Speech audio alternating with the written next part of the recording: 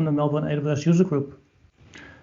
Also, welcome to our last meetup of the year, which happens to be the same very thing. Obviously, we're recording this podcast live, which is fun, and usually this is the point in a live podcast where the audience would do some cheering, but for fairly obvious reasons, that is not as much possible this time. So, my name is Arjen and I'm your host today. And before I introduce everyone else, I'll just do some housekeeping, just the usual stuff, so that you're aware. If you're watching this while we're streaming, please feel free to leave comments, questions, things you want us to talk about, things that you believe we say wrong. Leave them in the chat, either here on YouTube or in the comments on YouTube. And that's the main thing. Now, obviously, we've had a lot of announcements at reInvent, so we won't be covering everything. Again, if there's something you really want us to cover, you can mention it, and we might actually do so. We'll go through all the topics in order, as usual as well, if you're familiar with how we do this at the meetup or in the podcast. So that's all pretty clear. And if Rob can keep up with the switches in topics, the topic might even appear at the bottom of the screen. Yep. So as things will likely get a bit messy by the end, let me already start with thanking our sponsors. You saw them on the screen earlier, but obviously I want to thank our gold sponsor for both 2019 and 2020, which is now finally ending. Enabler. They've stuck with us all this time, and it's been a great experience. And of course, the same goes for our silver sponsors, AC3, CMD, and Do It International. So a big thank you to all of you. And that's it for the housekeeping part. So I'll just introduce everybody, in case you're not familiar with some of us. I'll go from left to right. Right next to me, leaning out of the screen, is Guy Morton.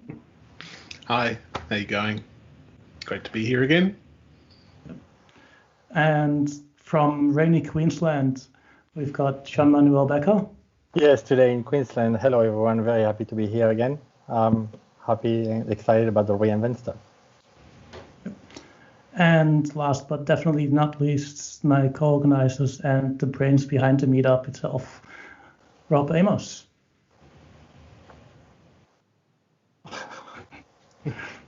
Sure you are.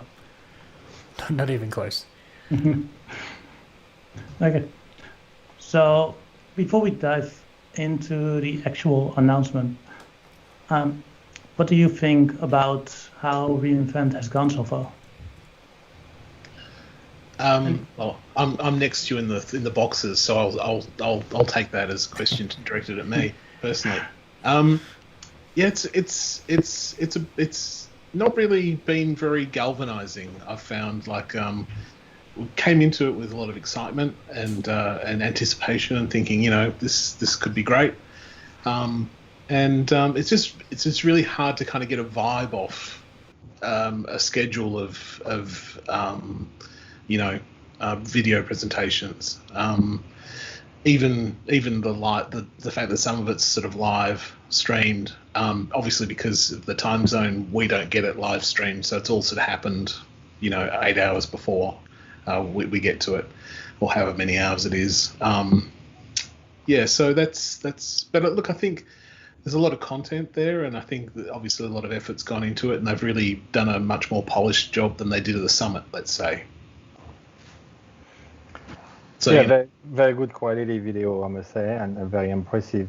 The keynote with Andy Jassy and the other keynotes are really well polished. The applause is a bit fictitious. It's interesting when they release a new product. But a bit hard to be in the vibe. I mean, I've been in reInvent in 2018, and that's totally different experience. I'm still doing my routine every day, looking at the announcement in the morning, so I know all the announcements already on my Slack before I look at the rebroadcast of the keynote. But that's still very interesting. Nice to see Andy Jassy, faithful to his word and always the same. So it was good. It was good. I enjoy it. And then still very good videos. I found that why do we need to wait 1 week to see the video we missed? But apart from that, happy with it. Yeah. Look, I'll be the one that dissents from the global view. I really missed Vegas this year. Normally, when you've got reInvent, the only distraction from focusing entirely on content is how much you choose to drink at the vendor's expense, sort of thing.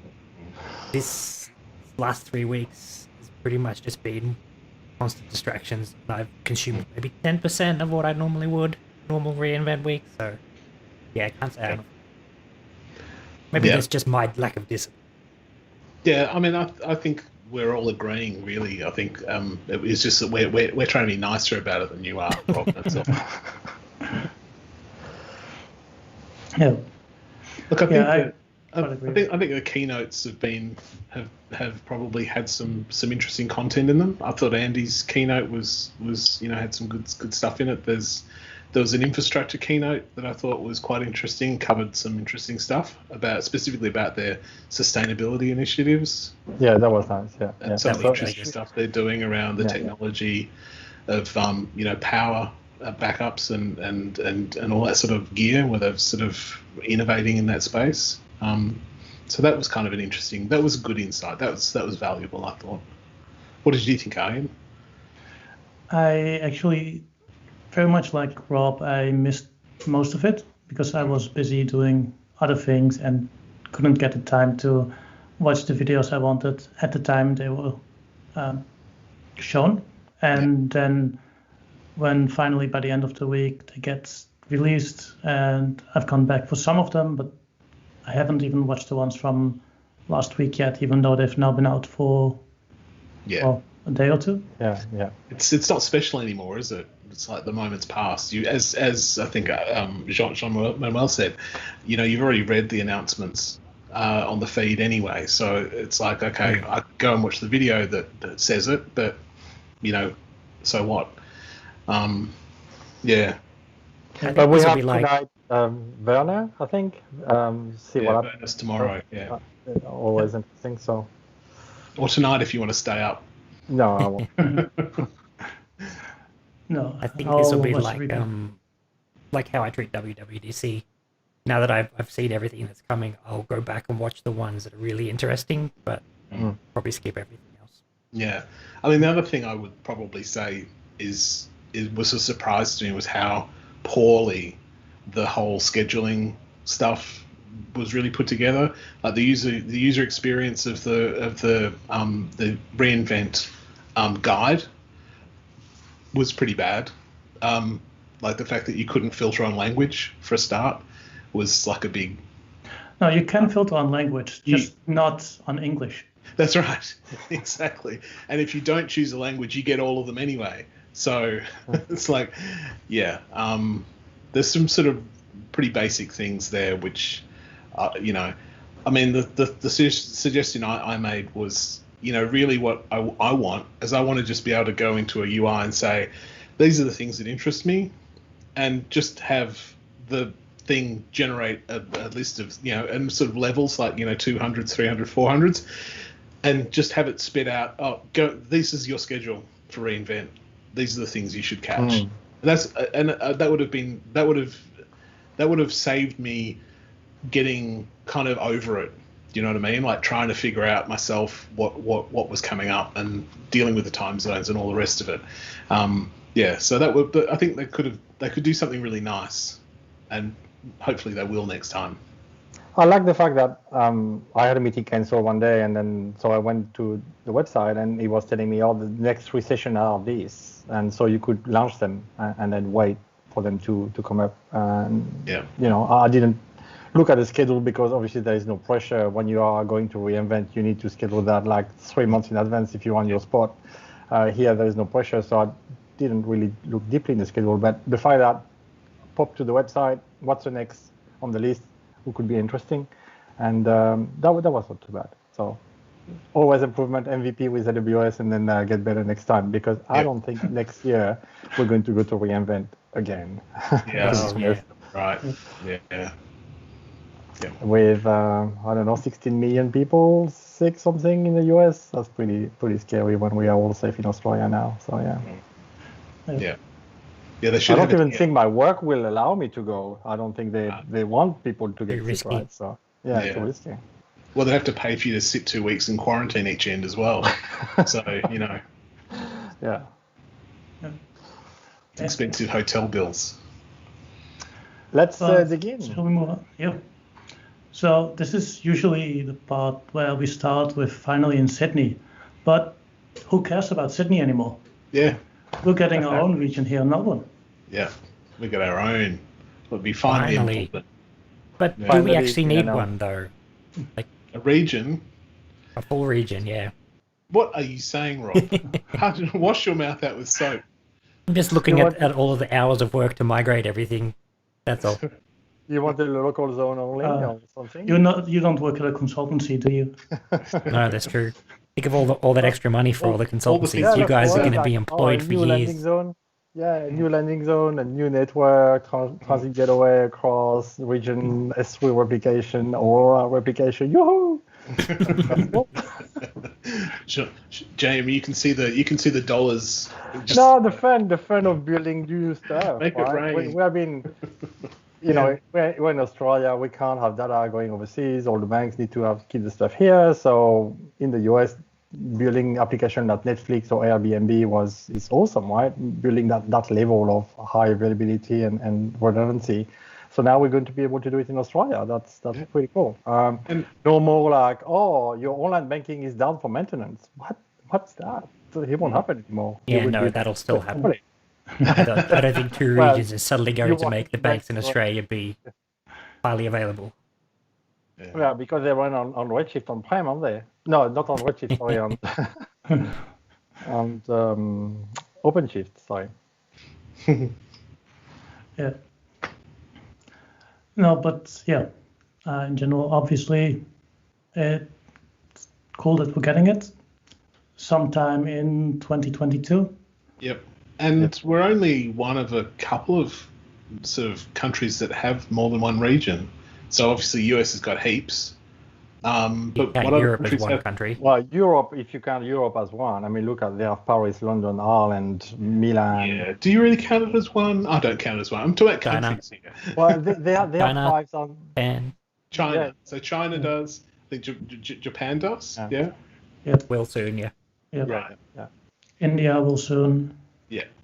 Well, that makes heaps of sense. I mean, it does, as Rob, I think, kind of rudely suggested. We don't really need it here in Australia.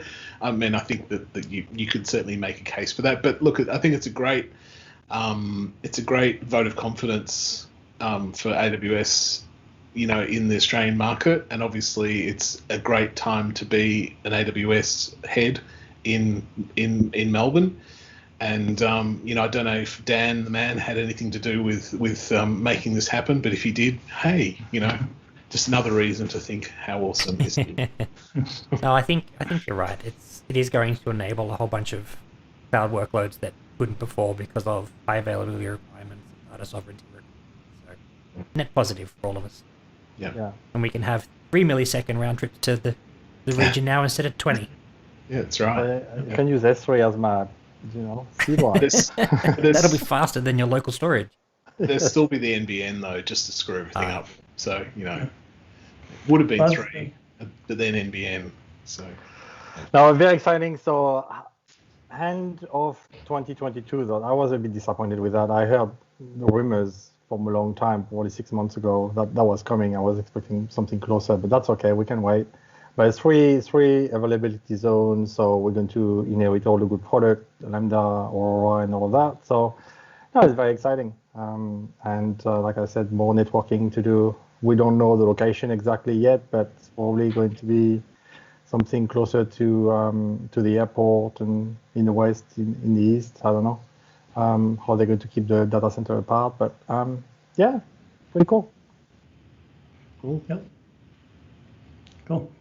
Again, some bet of how we're going to name it is going to be AP Southeast 4 because 3 is taken. I think it's Indonesia. Yeah. So 2 is Sydney. We're going to have a gap between the 2. So yeah.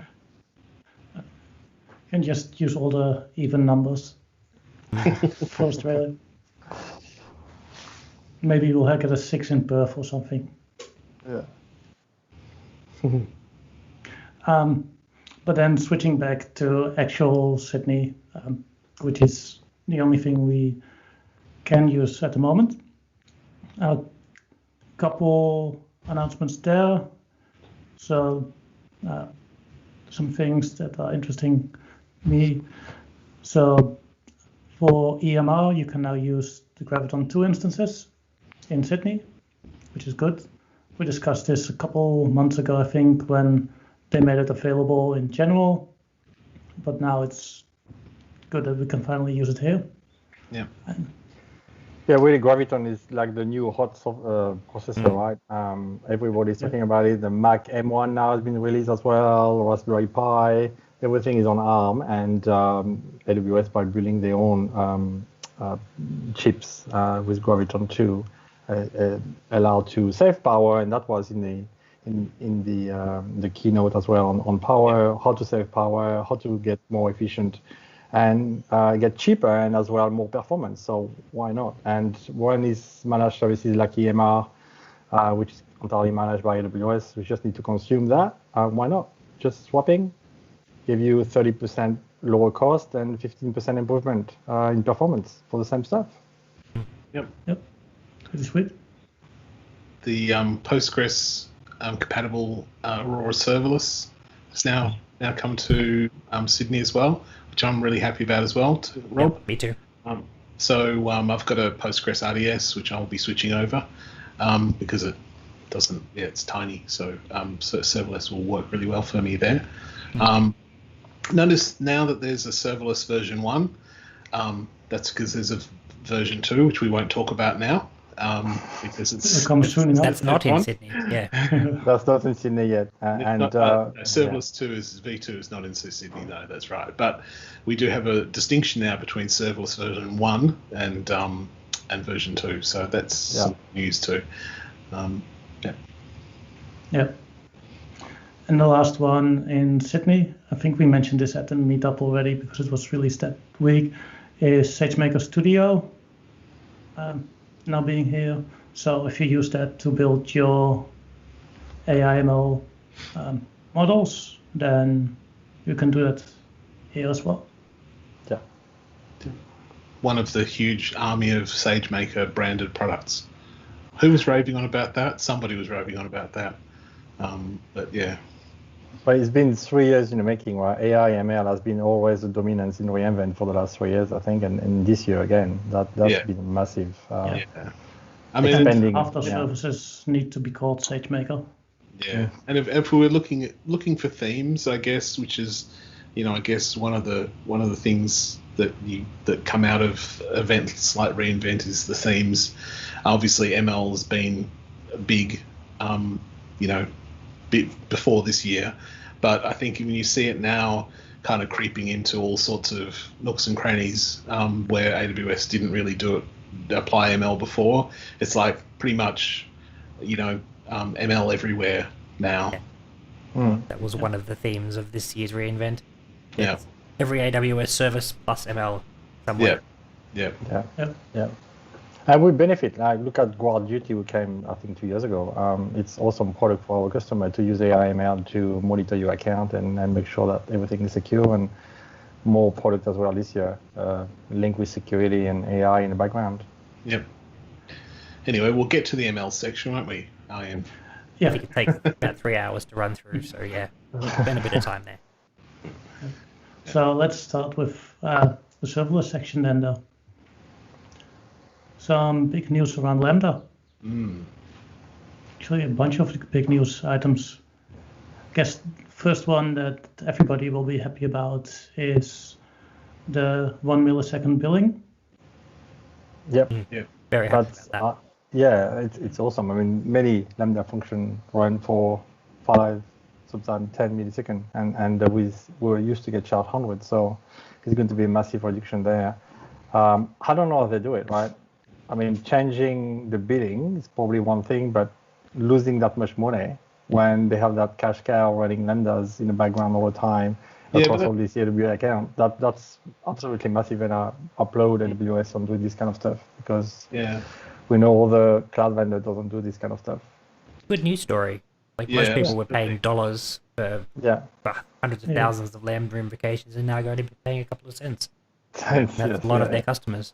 I'm Yeah. sure everybody who's actually spending significant money on Lambda will probably still continue to get money on Lambda. But Yeah. very good news story. Mm. But I think that And then the going to interesting the big thing- one.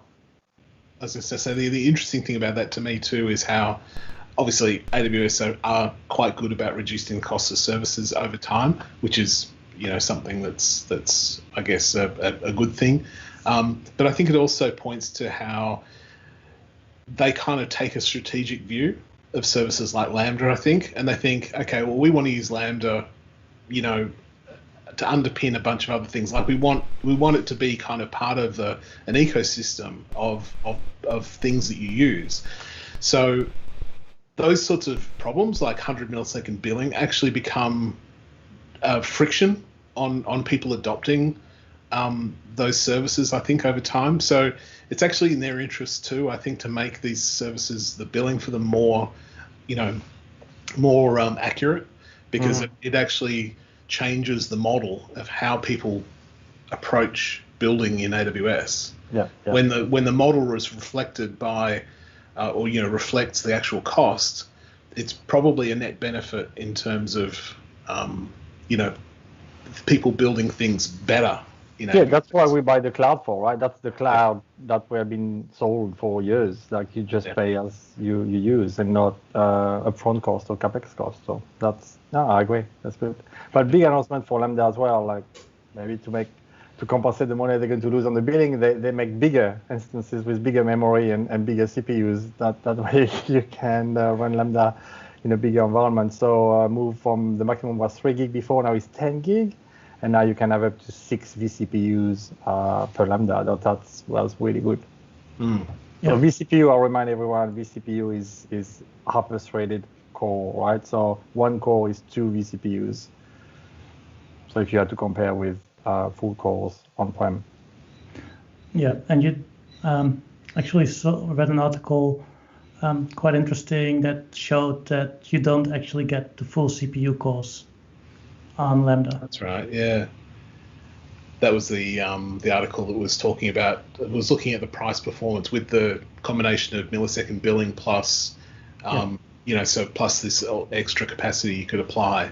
At what point did the breaks sort of become more? When did it become cheaper? I think to size up to the next instance size. And there were some odd breaks there, weren't there, where you go up and you wouldn't really get that much more performance.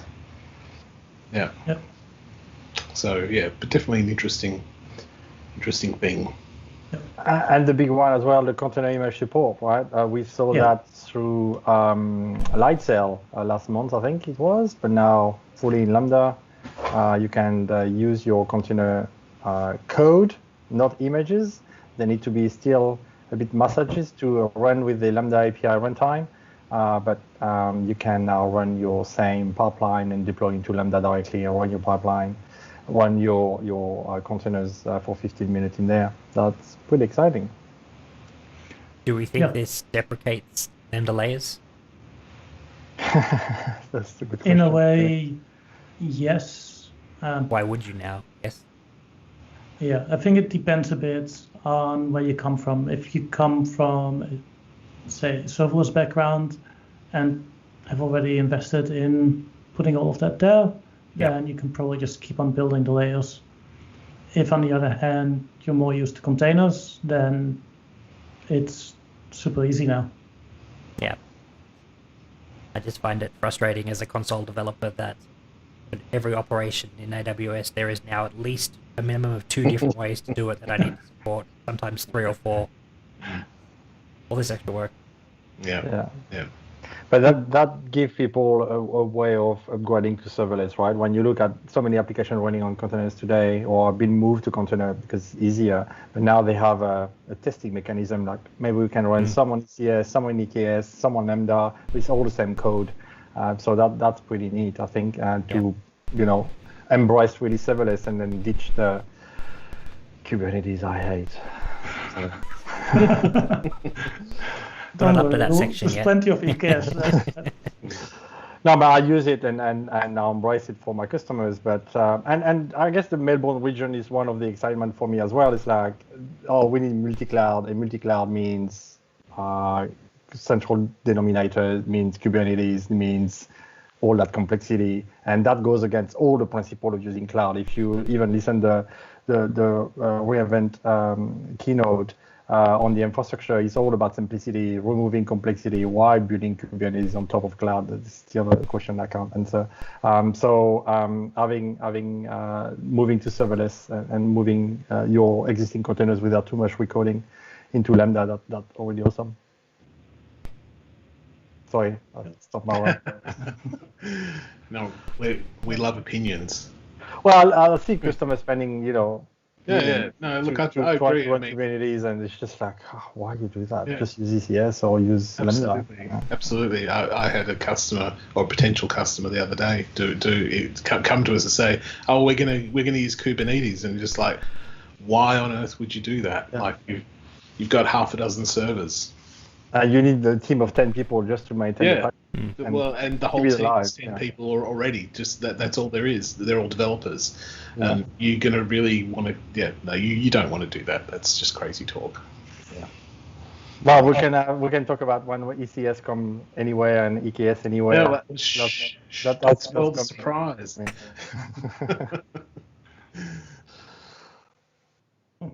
Santa's on his way with a big bag of EKS-related announcements. Yeah.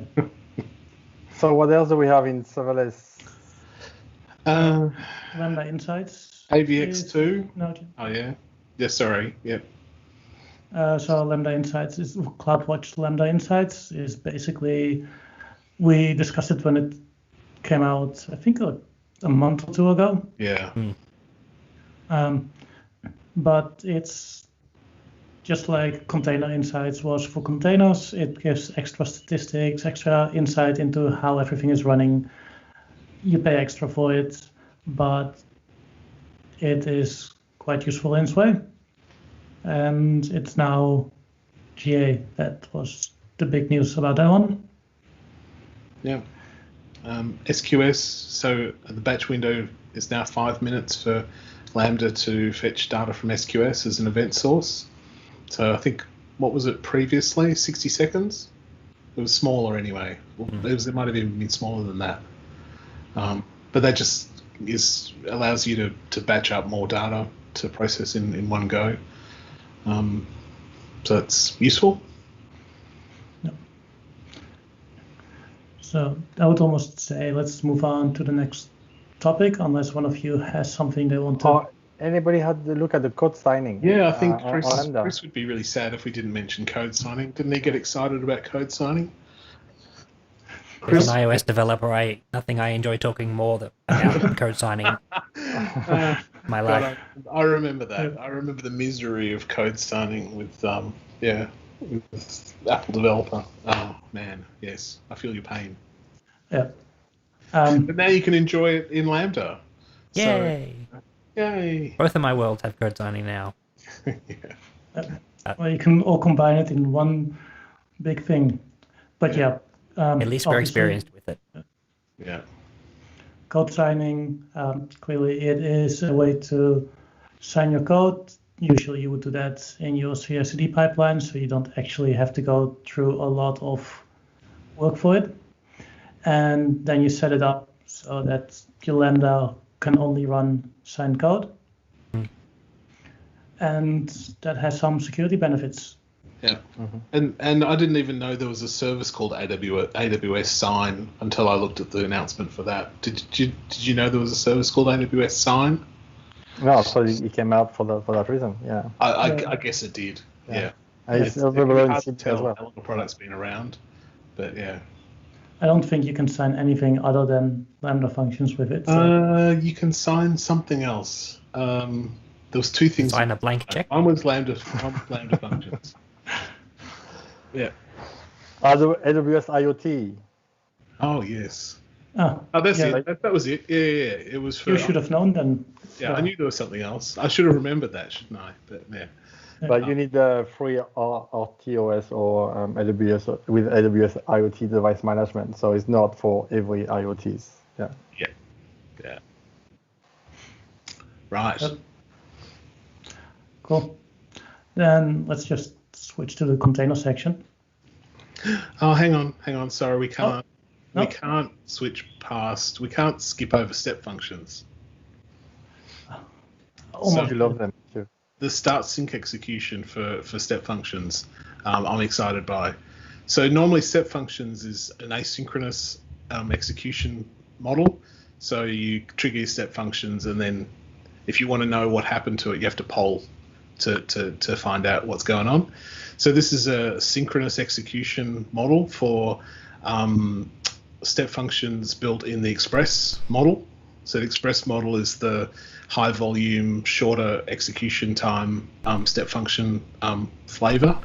So you can now use API Gateway to trigger a Express step function and do it in a synchronous fashion, so you get your result back from the request. So that's really neat, and I'm excited about that. So yes, we couldn't skip over that. Sorry, Arjen. Yep. That's perfectly valid. Yeah. Oh, sorry, and I've just noticed the Amplify admin UI as well. We were going to skip over that. That's really cool. So if you've used Amplify before, you'll know it's a pretty rudimentary user experience in the console. So there's now this admin UI that you can spin up. It's essentially a CloudFormation stack, I guess. You turn it on, it configures it for you, and it's per your application. So your Amplify application has an admin UI, and it's kind of neat because you can onboard users into it, and then they can do things like add storage or look at data in your data store, et cetera, et cetera. So it's neat. It's neat. So if you're interested in Amplify, definitely check out the admin UI. It's cool. I think it's good for reducing the learning curve on some of the Amplify functions. When it's CLI only, that's not really that discoverable. But I wonder if this is more AWS's new ploy for making us pay for the admin consoles for everything. This is the new model. Yeah, it's gonna be. Sure. Well, look, if the value's there, people will pay, right? So if it gets the job done faster and better, then I don't think people are going to complain. Well, they do now. So they're going to complain about having to pay for it, crappy experience. Yeah, that's right. Well, that's true. Yeah. So now we can go to containers. Sorry. Thank you, Guy. And now I'll just have a little nap while you talk about containers. Put up a little hold sign for you there, Guy. Yeah. Go to the bathroom.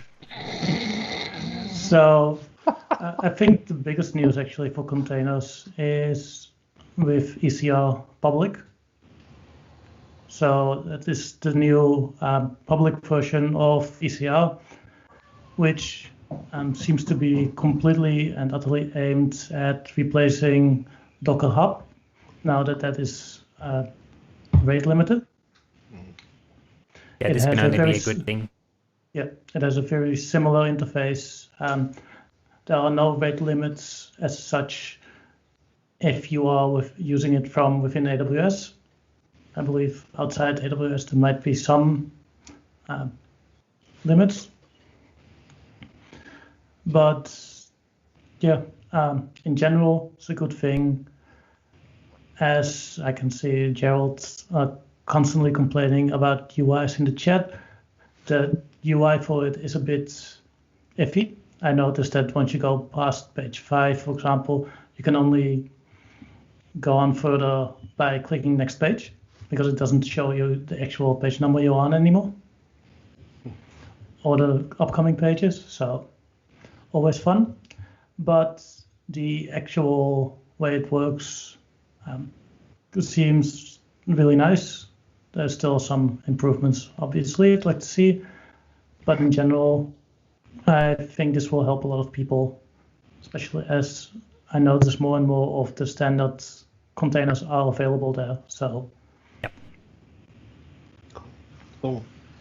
I thought it was interesting just to sort of go back to the keynote and I guess because obviously there's some announcements in the ECS and EKS world that are tap into this. But I thought it was interesting the way AWS are trying to recast what hybrid means, what hybrid cloud means.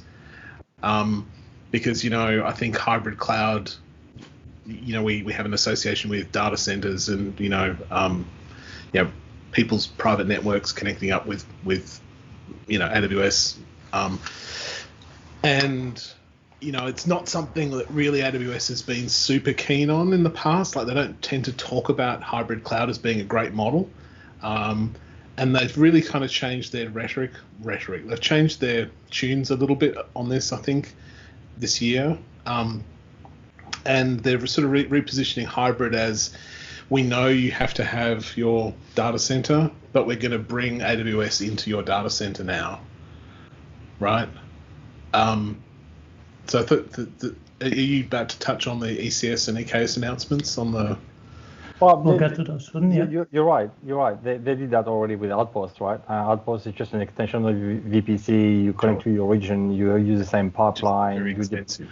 Yeah, very expensive because there's awesome hardware. When you look at it, it's like 40 gig switches and stuff. It's not cheap, but it's and Jesse said it. Like, he still believes in the cloud. Everybody will be in the cloud probably 10, 15 years, but from now to 10, 15 years, people still need to run stuff on-prem, low latency. Trading, stock market application, all of that need to be close to the stock market, and having this hybrid model, but still you embrace cloud, you embrace pipeline, you embrace console and CLI commands to be able to create infrastructure as code very quickly. You don't have to have these two tools, like a bit of VMware stuff, PowerShell stuff, and then a bit of AWS CloudFormation on the other side. So you can have one tool and do everything on-prem or in cloud. I mean, and the rest of you guys, I mean, do you see, what do you think of the sort of EKS Anywhere and ECS Anywhere ideas? I mean, are they going to get traction? So let's recap. There are two different products, right? ECS Anywhere is really, the plane is in AWS. You need connectivity. You need to be able to command all of that from AWS, and then you just have your node on-prem. EKS Anywhere is the full stuff on-prem, right? So it's a different product. I think it's cool. EKS Anywhere. I mean, all the other vendors are running up and down everywhere to be able to push the product.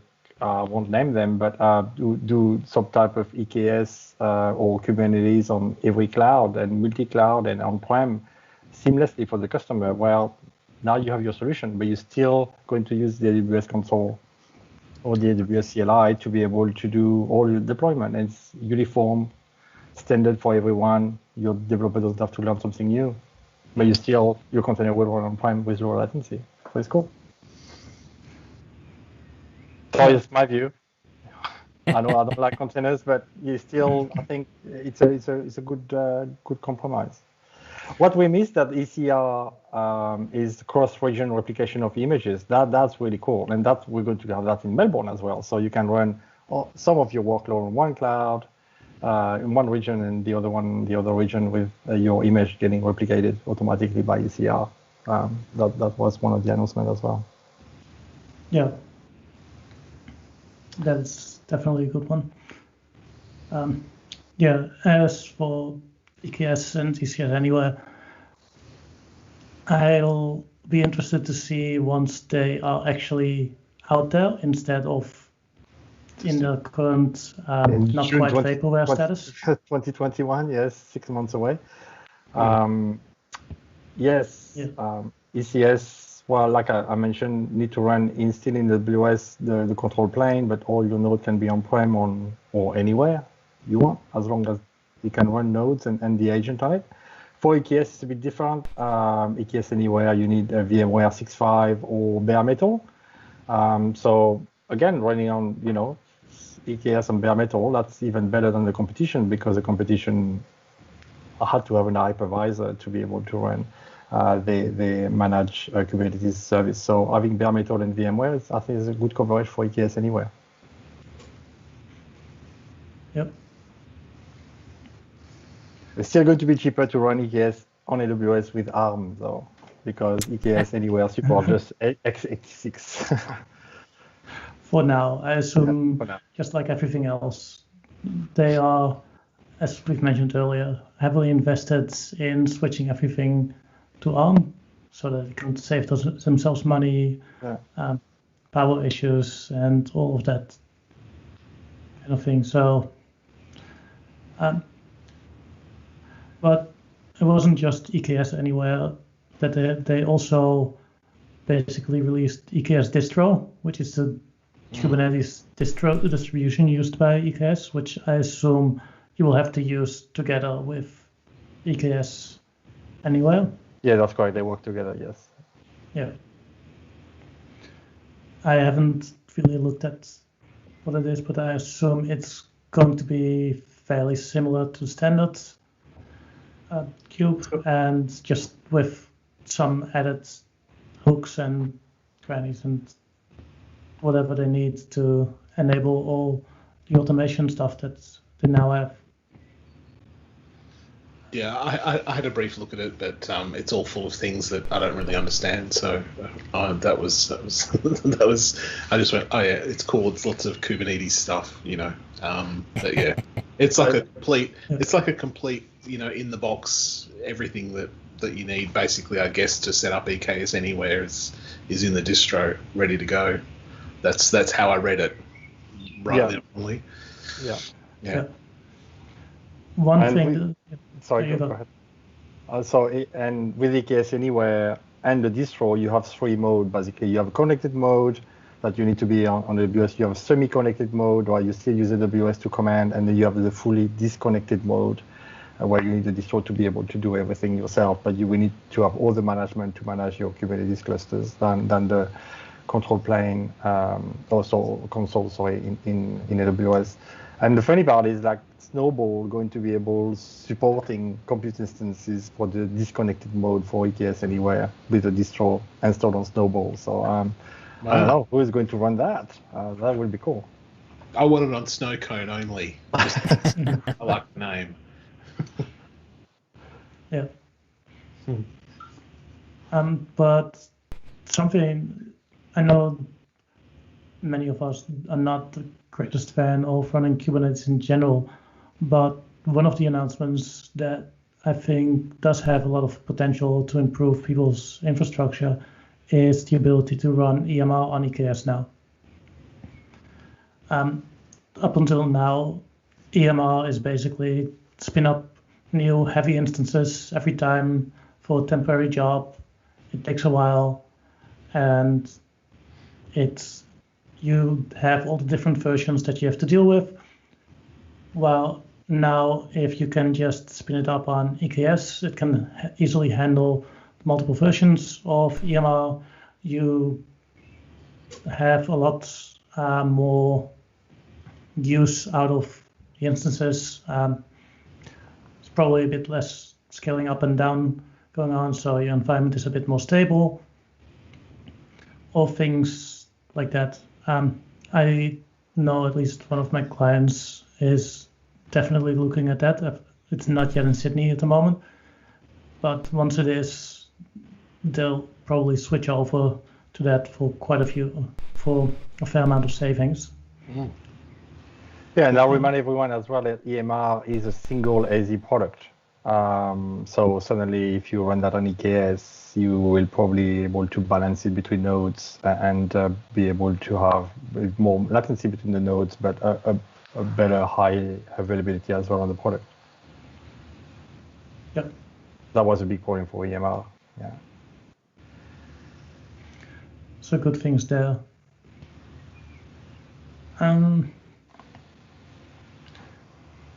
So we've got a lot other things left, but shall we move on to EC2 and VPC? Just before we do that, Yep. I do have my one little grudge to bear about the Yes. a certain named AWS CLI Yes. that is now generally available. That was all. What? Oh, Copilot. Oh, yes. Well, Didn't get a patent when you should have. See, you need to get in early. Yeah, you should have got that trademark down. Yeah. Yeah. You could have made a squillion. Yeah. I mean, just on the subject of names of things, I mean, AWS is continuing, I guess, there's a long tradition of having wildly diverse sort of approaches to naming. You got things like Copilot that kind of have a cool little name. There's a few announcements that have come out in reInvent that have been similar to that, and then you've got other things with just execrable names, just literally saying exactly what it is that they do. Yeah, I don't know. I don't know. It surprises me that their naming is so inconsistent. It's like they've got like every team gets to name whatever it is that they're making, and there's no drawing it out of a hat. Yeah, there's no kind of coordination, or maybe they've got a wheel that they spin, and you know, long, really obvious name. You know, I've chosen that. Oh God, I've got to have Apache Cassandra for whatever, you know, it's called. Oh, I get to choose a cool name. Okay, I'm going to call it Copilot. Yeah, it's a bit odd. Because they're consistent on their branding everywhere else, right? And they've even got the whole AWS versus Amazon prefix thing, which all has its own internal logic. And then, what comes after that bit is a real crapshoot. Very much. I digress. Let's get on. EBS. EBS. I think this is the one announcement that impacts most people. The announcement of GP3 volumes. So another good one. Yep. It lets you have faster disks for less money. Yes, Yeah. 3,000 IOPS. I mean, it's great. You just pick GP3 instead of GP2. By default, you still have the GP2 chosen for you, so you need to go and select your GP3 if you use or specify it inside your CloudFormation template as well. But how cool is that? I mean, I used to manage infrastructure 10 years ago with different product and storage, and to be able to produce this type of IOPS was absolutely a massive racks of disk. And now, in click of the button, GP3, you can have 3,000 IOPS, and that has been available all over the world in all the region at the same time. How do they do that? I mean, the logistic behind providing so many disk or kit or whatever, that's very impressive to me. Into every existing instance cluster they've got. Yeah. Yes. Yeah. Or that was in the making for the last 6 months, and they were upgrading everything in the background and just enabled the drop-down list for reInvent. But 3,000 IOPS per disk is absolutely massive. You still can do Red 1 and all that for you, Red 0, for if you want better performance. So very impressive. But you still need to pick them. If you just launch an instance, automatically you will get GP2. You need to pick GP3 now. Yeah, but in addition, your existing instances, you can literally upgrade them with a click on the button as well. Without switching off, yes. Yeah. The same feature existed in the past to be able to move from GP2 to IO1 or IO2. So now you can do it for GP3 as well, live upgrade. Very cool. I read a bunch of stuff that they were a few niggles going on in the first week after they were launched. Hopefully that's all ironed out a bit better now. Okay. Yeah, I saw some weird billing issues with like $70,000 invoices for a minute of GP3, things like that. Yeah, I think they had some issues about people having difficulty upgrading or something. Yeah, but that might have just been one-off or two-off reports. I don't think it was widespread. But it looks like everything's good now. It should be a no-brainer just to click the upgrade button. Yeah, and people used to provision 1 terabyte drive to be able to reach the IOPS they wanted, right? You won't have to do that anymore. You can just provision exactly what you need, and you have better throughput through EBS and then a better IOPS per disk. So very nice. Yeah, I mean, I think that's, to me, a key part of that announcement is the separating that construct out so that you can choose those two things independently rather than having to be a factor of one be a factor of the other. Yep. This size be a factor of IOPS. IOPS be a factor of this size. Yep. Another leap in front of the competitors there, right? Because not a lot of competitor is offering so many type of disk with so many type of saving as well. Yeah. And IOPS. Nice. Yeah. And speaking of IOPS, there's now also the IO2 Block Express option, which is like almost a NAS made out of IO2 instances and gives even more insane IOPS capability. I can't remember. It's really like a SAN, 64 terabyte volume and 250,000 IOPS at 4,000 megabit per second out of the box. It's just like insane.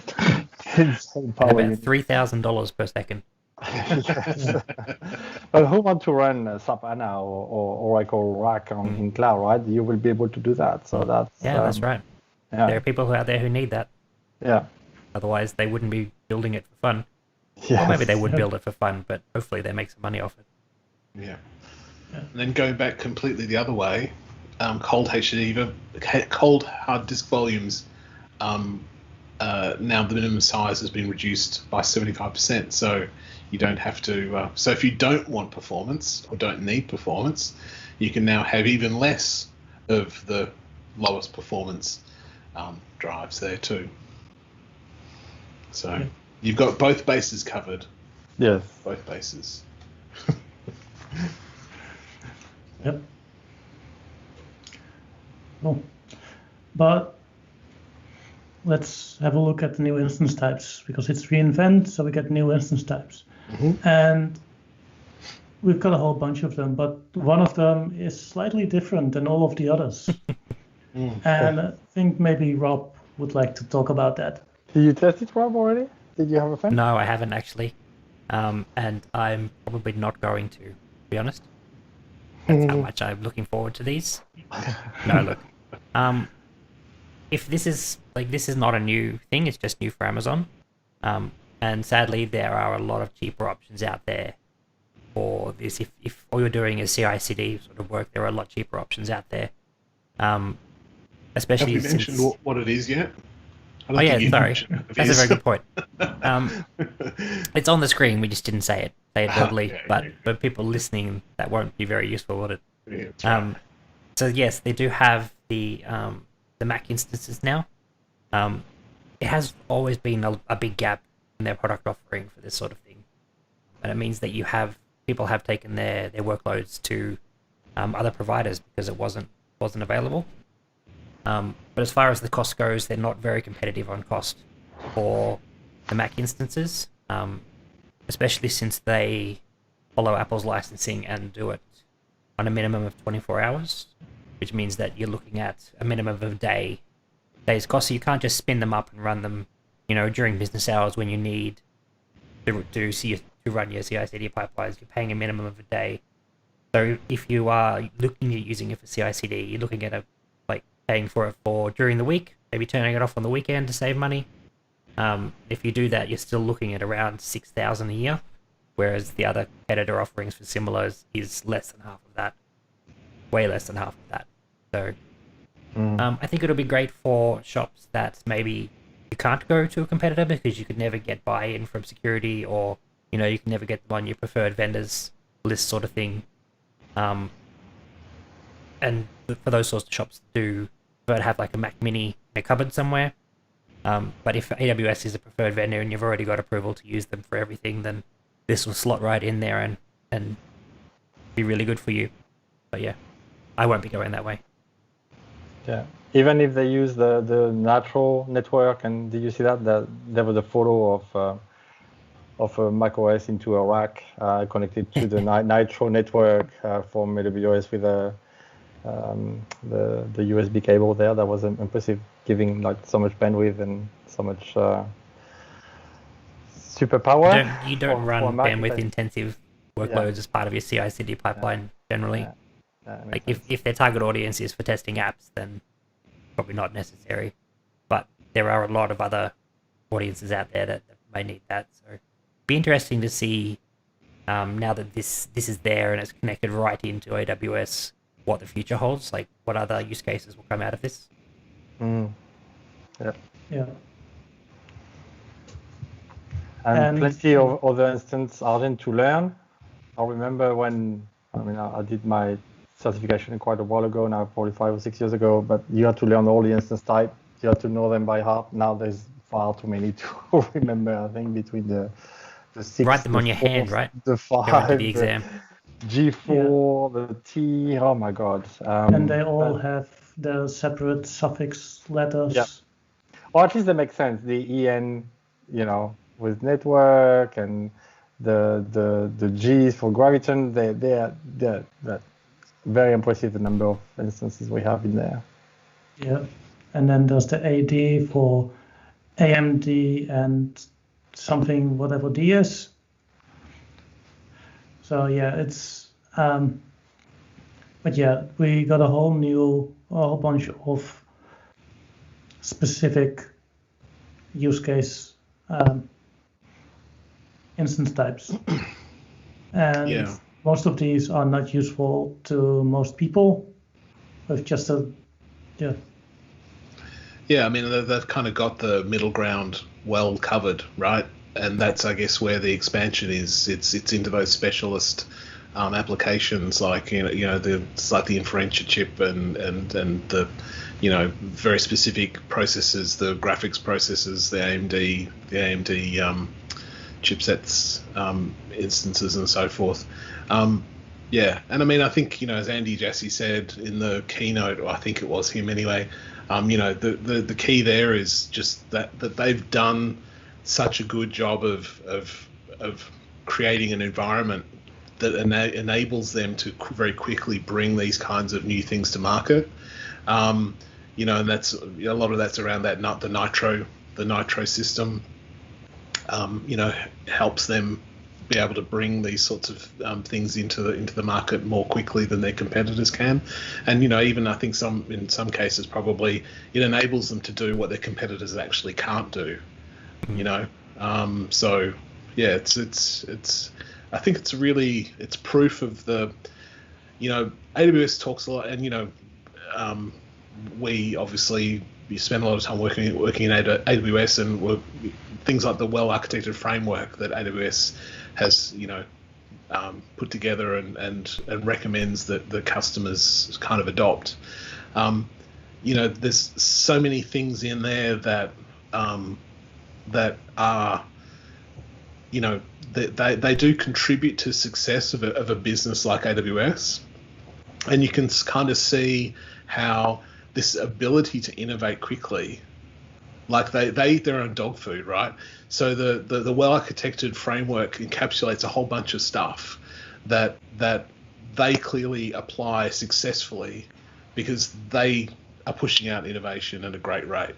And I think in a way, sometimes you look at things like, vendors have, best practice type stuff, and people kind of go, oh yeah, whatever. Of course, best practice is use more of my product, right?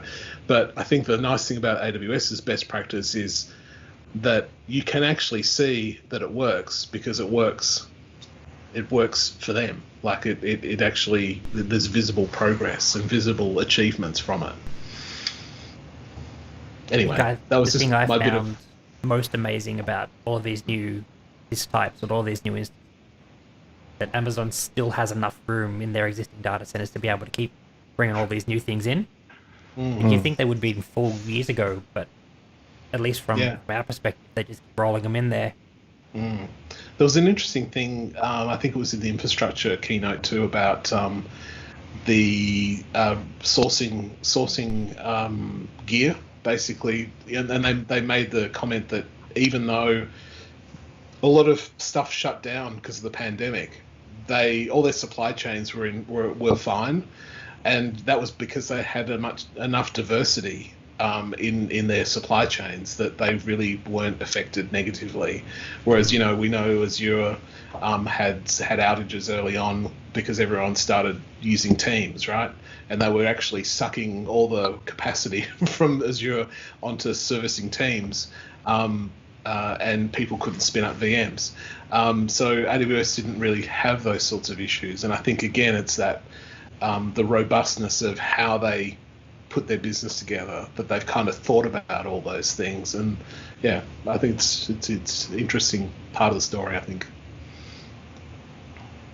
I'll stop being a fanboy now. Let's talk about something else. Just a quick, it's just me. I thought that the stream was suddenly cutting out a bit, but it seems to be back. So maybe it was just me. But all green lights across the board here, so... Then never mind. Consider that is my mic working. You're on mute. You're on mute. So moving on from the instance types then, on the networking side, I think what is potentially my favorite announcement from reInvent. Which, at least I am sure that there will be a day where I will definitely make that my favorite feature, which is the VPC reachability analyzer. Yeah. Yeah, absolutely. This is super cool. I'm sure JM, you're dying to talk about it too, but I pulled it up in the console and just ran a reachability and set one up, and yeah, it's so handy. I can imagine it's going to come in handy definitely one day, and it's just really nicely implemented. Like, it's just nice to see a feature implemented in the console in a way that actually makes good use of the console too. Like, you get your little graph of all the bits and pieces, like, goes from here to here to here to here, and these are all, and you can drill down into them all, and yeah, so it's definitely one of the nicer announcements, I think. Substantial and well implemented. Yeah, very much like it. A lot of our customers, want to be sure that they cannot talk to prod, for example, or make sure that there is no internet access from one place to the other, and they ask us, well, how do you prove it? So that would be a perfect tool, I think, to be able to demonstrate, yes, there is connectivity back to on-prem, and no, there is no connectivity from the internet, and the environment is secure, and be able to troubleshoot as well. Like Arjen said, one day you will need it to be able to be sure that which security group is your problem, or which knuckle in the middle of your VPC or your route or the transit gateway will not accept the traffic you were expecting to expect. And I must say, since transit gateway we came in '98, I think in January 19 in Australia, the network has becoming much more complex than they used to be inside the cloud space. So there are much more VPCs now, more routing, more hard availability between direct connects, transit gateway with ISN numbers, international connectivity, replication. Again, we were talking about it before. So that's going to help a lot to know where your traffic goes. Yeah. Just at the moment, at least, it's still limited that you can only check the traffic within a VPC. Yes. So you can't see, can I reach this instance in this other VPC, or can I reach this public IP address? All those things are not possible. Yep. It's always up and that's it's all just networking gear inside your VPC. Yeah. But for that, it is really nice. Yeah. Agreed. And something that I'm sure we've all wished for at many times in the past.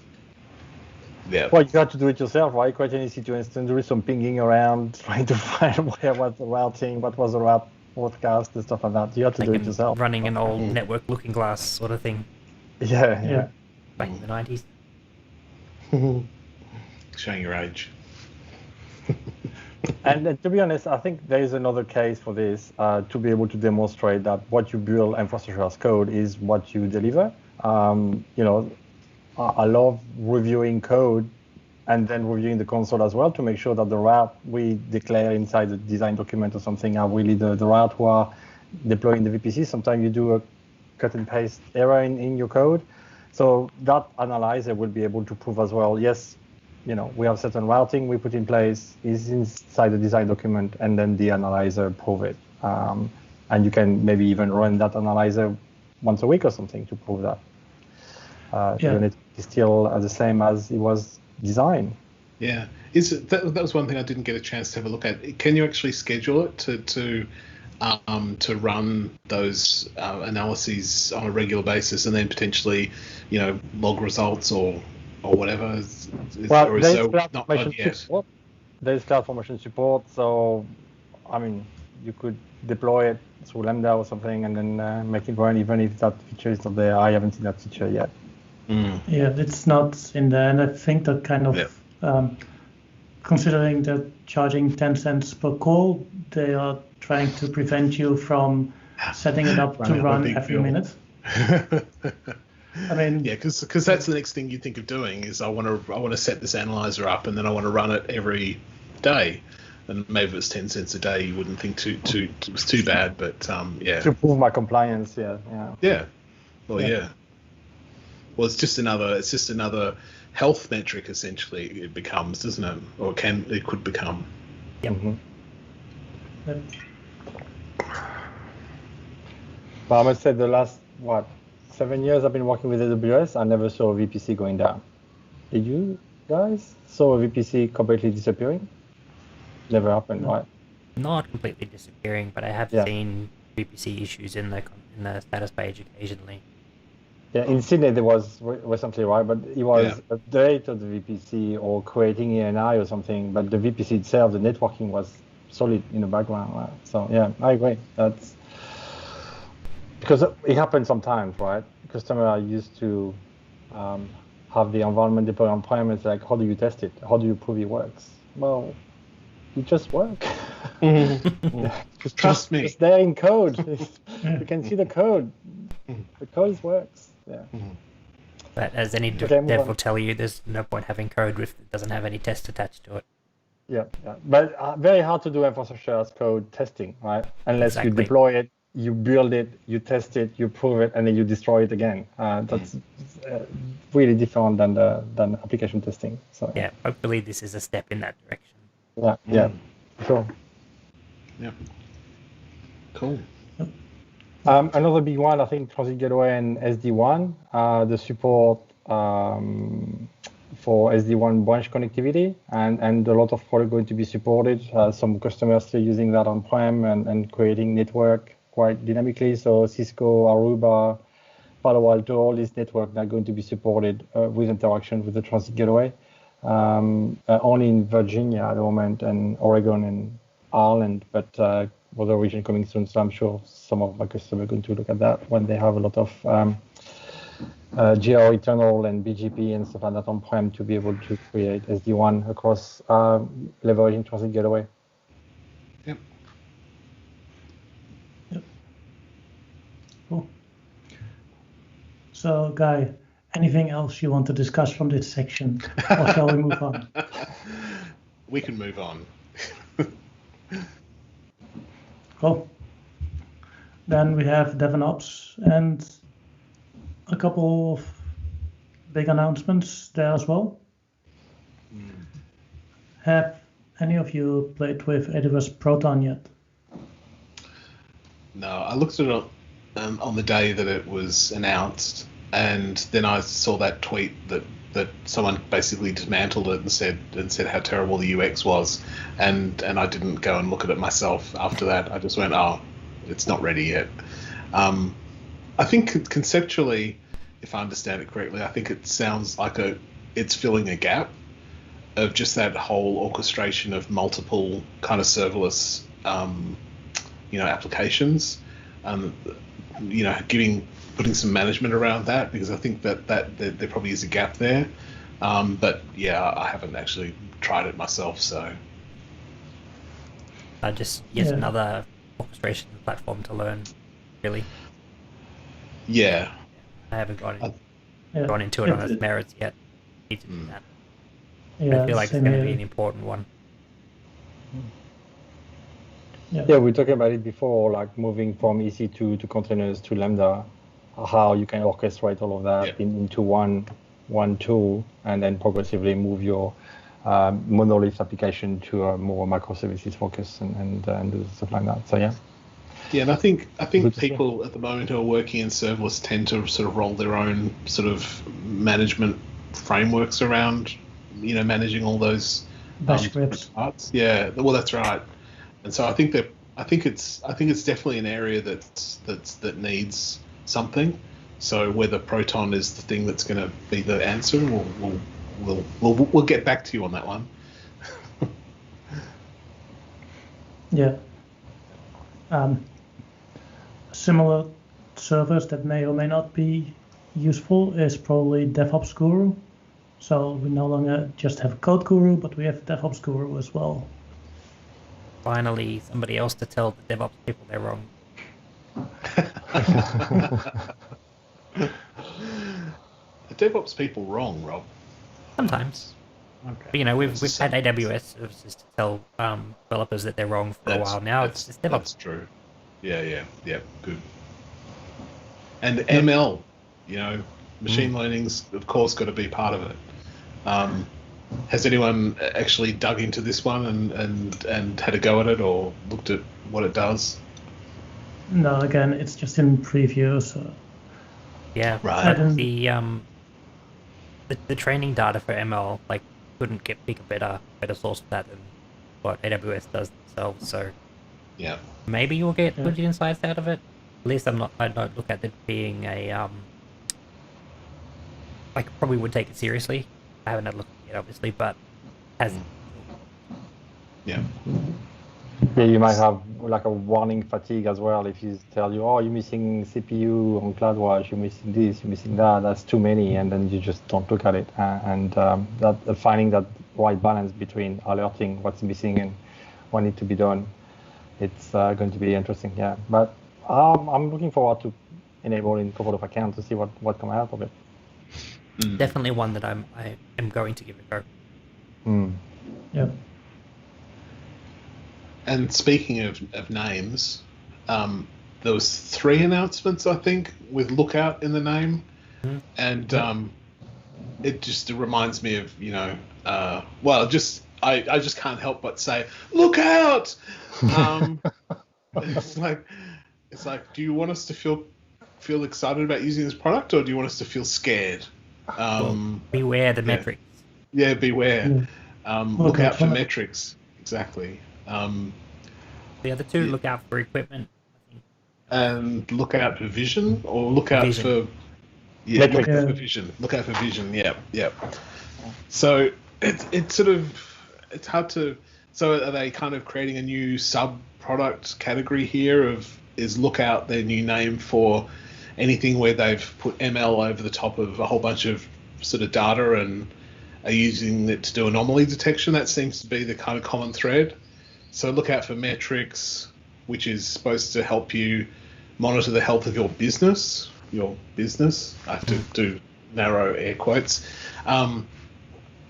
So presumably that's going to be looking at all, any kind of metric. Presumably, is it only sort of going to cover certain kinds of metrics? Does anyone know? Yeah. I don't know. So generally speaking, it might cover anything. I think is kind of the vibe I'm getting, is that they're sort of saying, you could potentially look for anomalies in any kind of data with this product. Any time series data. Yeah. So anything that's represents something that could be indicative of health of some part of your business, it can work on. And obviously there's a theme here, right? So the look out for equipment is working on sensor data, which is just another kind of data. Again, it's time series data. And look out for vision, I guess, is just really a combination of that plus some recognition, or don't know. Yeah. Have I just wrecked everything by talking about all the lookout things in one go? There goes the rest of this podcast episode. Yeah. Now there's nothing left to talk about. Okay. All right. Well, have a Merry Christmas, and we'll see you next year. But moving on in the DevOps sphere, we have one reason less to make fun of Code Guru. Yes. It now, Go on. Sorry. it now actually supports a language we care about. It was Speak for interesting. yourself, Arjen. I don't use Python. This announcement kind of almost just slipped out without any fanfare, didn't it? I saw it on a slide, Code Guru Python support. I think it might have even been during the keynote, but was there ever actually an announcement? Well, obviously this is a link to the announcement. Oh, this is a blog. Was there an announcement of it? Or did they just kind of go, oh yeah, Code Guru does Python too, I by just the saw way. it in a tweet. Yeah. That was my first. Yeah. Yeah. They Maybe didn't really. they probably didn't go to public about it because it's still in preview. Right. And maybe Python developers just go, I don't need Code Guru. My code is awesome. Sure. I'm a Python developer. Yeah. Just think of Awesome. the inception going on here, since Python is most commonly used for ML. And they're using ML to analyze your ML Python code. Yeah. This first stage to the singularity through artificial intelligence, getting it to review itself. Oh no. And I'm scared now, man. I'm scared. Of course, it's not going to detect that stuff going on in the middle there. That's World right. domination Kill all code. the humans. Yeah. Oh, nothing to see here.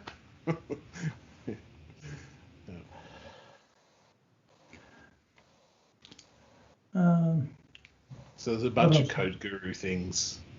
Yeah, so a lot of the same stuff. Yeah. Yeah, filling out the product. Improvements there. Following, heap summary, code quality detector, da. Yeah, it Security would be interesting to detectors. see if they can do this any better than the other products on the market or not. Yeah. I don't know. I don't use Python, so I'm not going to try it anytime soon. Yeah. You'll just have to switch to Java so you can use Oh yeah, use it. absolutely. Yeah. Okay. And just see an iOS developer using Java. Yeah. There's probably a transpiler somewhere to to convert it into Swift. You'd probably there'd be a transpiler for Kotlin, and you can probably go from Kotlin to Java pretty easily, I imagine. There you go. See, we're solving the problems. We're solving the big problems of the day here. Just so I can pay through the nose for Code Guru. Yeah. Sounds good. Yeah. Yep. Right. Other news in this thing, modules for CloudFormation. Another way to write your custom CloudFormation The big one. things. Yeah. Yep. I'd forgotten about that one actually. I remember everyone was very excited on the day, but It was an early one, wasn't it? it was. Yeah, it was. Yeah. So it's cool. I've played around with it. It has some things you have to take into account, and obviously, so basically, what it is for people who are not familiar yet is you can write a CloudFormation template that you then upload to the registry, which was originally built for custom resources that you can upload, and then you can reference that template just like you do another type. So you define this is the input, output, or rather these are the parameters that you need for the template, and it then builds the whole thing.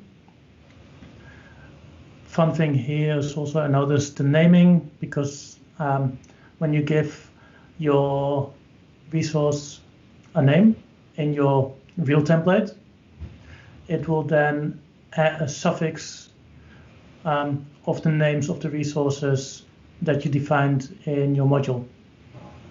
So if you want to reference, say, an S3 bucket in your module, and you called, say,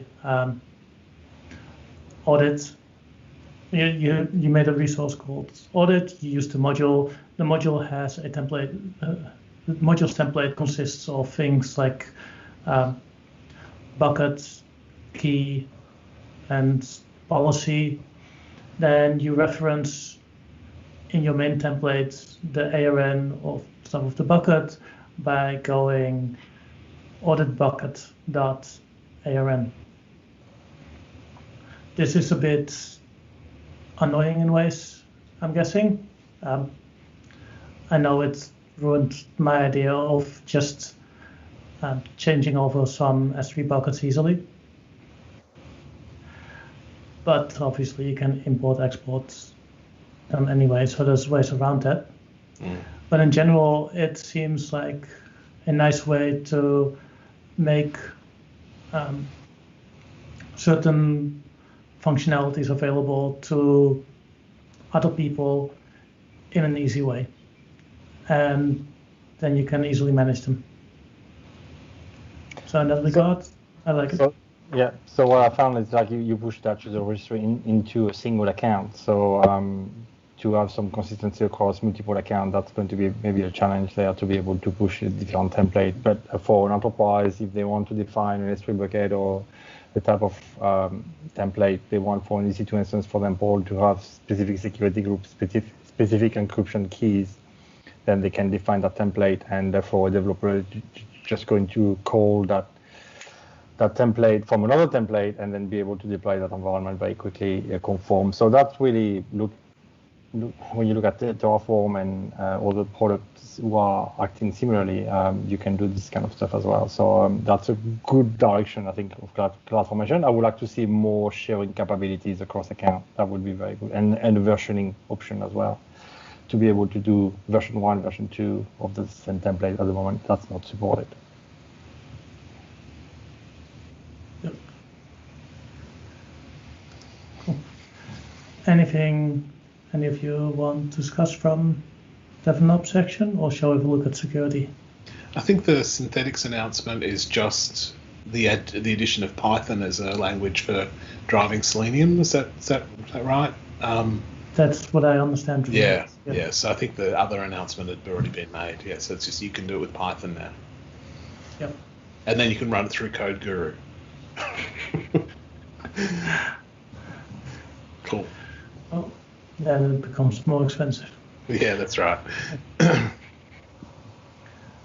Security, we've still got so much to go, guys. So much to go. I'm just scrolling through it. Lordy mama. Yep. Okay. We should probably speed things up a bit. Yep. So I don't stay here all night. Yep. It's almost as if it's 3 weeks of announcements or something. Yeah. Okay, so we're only mentioning the really cool ones from here on, right? All right. Oh. What do you think about Audit Manager to audit preparation in the security section, to be able to validate and then analyze your account for a certain standard like PCI or CIS, and then just mentioning, yes, you have been compliant all the time. I think that's going to be helping a lot of companies. I know some banks have been building some environment similar to this, so maybe now that can be done. And when the auditor comes to say, yeah, I've been compliant for the last 30 days, have a look. Yep. That looks cool. Yep. What do you think, Rob? That's good. Do you plan to use it? Me? Not at the moment. No. Not deep into AWS Audit Manager at the moment. I haven't had a chance to look at it yet. It sounds useful. But it does sound useful. Yeah. It does sound useful. Yeah. Absolutely. You can do that across account as well, which is another cool thing. Yeah, if you want that the full view. But I think, that more to see, I think, on that product. Yeah. So there was a few SSO announcements. Mainly, probably the one that's coolest is requiring users to set up MFA when you create a user. I like that. As well. So that's neat. Yeah. That's so hard Very when high you on use my to manage list. this. Yeah, when you use to manage this, it's so hard to do to make sure that everybody has an MFA. So now you can enable SSO, you want an MFA, but at the first logging, that person will need to create that MFA himself without having any fuss about it. And if that person loses that MFA as well, you can just remove it, and then he will log in again and set up the new MFA. So that happens quite often. Yeah, right.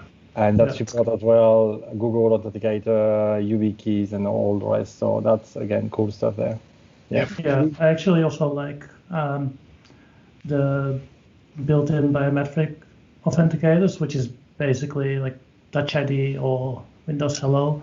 Yeah, the fingerprint for Mac, yes. I want to see that in action. Yeah, I've tried it. Okay. It's great on Chrome and doesn't work on Safari or Firefox. There it will ask, please insert your YubiKey type device. Oh, right. Okay. Gee. I know YubiKey didn't work on Safari before. I don't know now, but that one probably works because the message that comes up actually asks for that. Right. Okay. Yeah. Neat. It's just that Touch ID, which is Apple's own thing, doesn't work there, which then also means it probably can't be used with things like Face ID, which would be even nicer. Mm-hmm. But big jump from SSO, right? SSO has been around for years now, and then they had nothing, no MFA. Like nobody could use that, and then now they put email, and now they're supporting everything. So that's really a big jump from SSO. Well, they've had device-based, so they've had virtual MFA on like Google Authenticator type stuff for over a year. Yeah. But SSO was out for a while now. Mm-hmm. Yeah. Anything else in the security that we feel deserves a call out? There wasn't that much security related No. to this. Sort of incremental stuff. Go and look them up yourself. Yep. Yeah. Well, in that case, data storage and processing. Yep. Again, That one I think that guy it's pretty spoiled. obvious which one is the coolest here. And that is our serverless version 2. Yep. Oh, and Bubblefish as well. That's Yeah. probably They're number both, two they're on both this one. good. Yep. Yeah. But serverless number 2, you talk about it before, Guy? Yeah. Well, yeah. I'm actually not really the full bottle on it, but the kind of key thing is that it can scale up within seconds now, or within even less than. It scales up instantly. So that's a really nice feature. And it's kind of the thing it needed to do to make it more useful in more use cases, because like you couldn't really apply it to a lot of situations when the scale up time was too long. Yeah, So, V1 is up to a minute sometime, right? Depending on the request is. So, and V2 as well, I think, come with a lot of new features who have filled the gap of V1, like multi-AZ. That was, something you want to have for a very on-demand enterprise kind of database, global database, real replica, backtrack, parallel query at launch, all of that from V2. So we get V1 in Sydney just now. We need to wait a bit No, more. we got don't it want for it. Postgres. We already had it for MySQL. Oh, yes. Yeah. No, I think it's the fact that they're calling it V2 as well, that they've gone back to the drawing board, and it's not just an incremental upgrade here, it's reimagining of product. It looks like it hits all those gaps that made it unfeasible sometimes in. Yeah, that's right. I mean, the line here in the announcement, there's no database capacity for you to manage. You pay only for what the capacity your application consumes. You can save up to 90% of your database cost. That's what I want. I want something that I can use that's going to work that way. That's the sweet spot. First serverless relational database product. Yeah, absolutely. And Not at that point, it licensing can almost enforced. just replace regular or. Yeah, Yeah. absolutely. Yeah, It's just for sure. just a maybe it's just a no-brainer. You switch it on and get all the benefits and none of the maintenance. Maybe. Yeah, for sure. Maybe it'll That's come the hope, to isn't it? Australia soon. Yeah, let's hope so. The Melbourne region. Bring it to Melbourne first. Let's start a campaign. This is going to be let's the new not. thing, isn't it? What services can we get before Sydney? Yeah, absolutely, for sure. Why not? Yeah. Yeah. I'm kind of hoping it's not going to be much for the next couple of years, because otherwise we'll have to wait a long time. But yeah, so that's really cool. And then Babelfish was the other nice one. That's the big one. That's a huge Yeah. one. So I was surprised by this one. Yeah. yeah, I mean AWS obviously has the proprietary databases, SQL Server and Oracle in their sites and has had for some time, and this is the next shot across the bow of Microsoft, I guess, in getting people to be able to move off SQL Server and onto open source database. So this is basically a translation layer that sits between your application and Aurora Postgres, and it takes all the SQL Server native PSQL. Queries and translates them on the fly to Postgres. So this is always, every customer I ever encounter who's got SQL Server, they're bleeding money and they're sad, and if this can be a solution for even 20% of them, it's going to be a massive boost, I think, to customers looking to kind of go cloud native and open source databases. Save money on the SQL licenses. Absolutely, yeah. Because those things cost thousands and thousands of dollars a month that they're just paying for SQL licenses. Yeah. So I guess this is what Microsoft gets for making it so much more expensive to run on AWS and absolutely. I'm sure there's no love lost there. They play all the sort of funny games around licensing,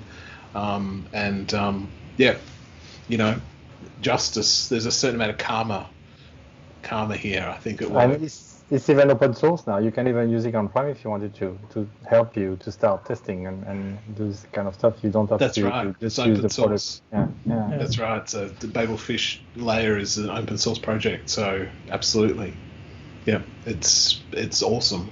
Yeah. It's one of the best announcements. I can't wait to see this one for Oracle, Babelfish 2. Yeah, absolutely. Well, I'm sure, yes, they'd have to be working on it, don't you reckon? Well, now they have the technology, and Postgres and Oracle are quite close already, so I really see that coming. Yes, that's next on the list. Yeah, and again, it couldn't happen to a nicer database vendor, could it? Really? So, yeah. And of course, if you're already switching your MS SQL database to Aurora, you can save even more money now by running that on Graviton 2 instances. Yeah. Yes, our 6G, including Sydney, they have Graviton 6 now. Graviton 2, sorry, on all 6G instances in Sydney. Yeah. Yeah.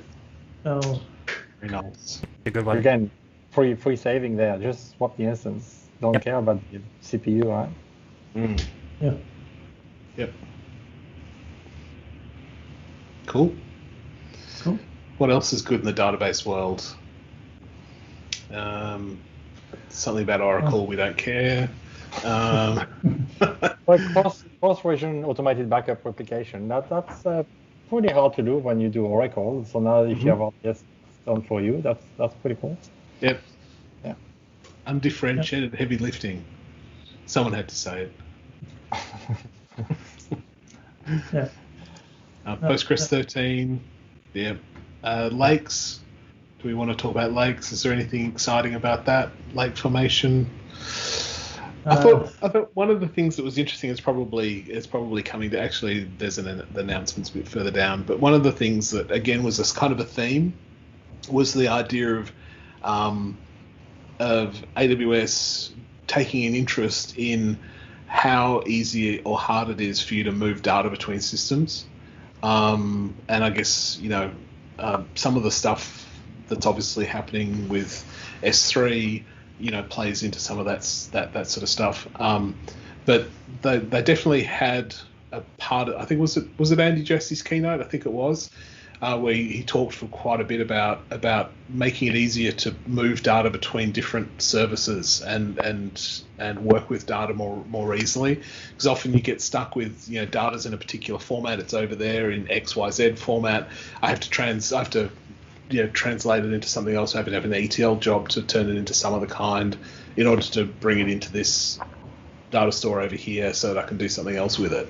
So that whole problem space is something they seem to be focusing on at the moment.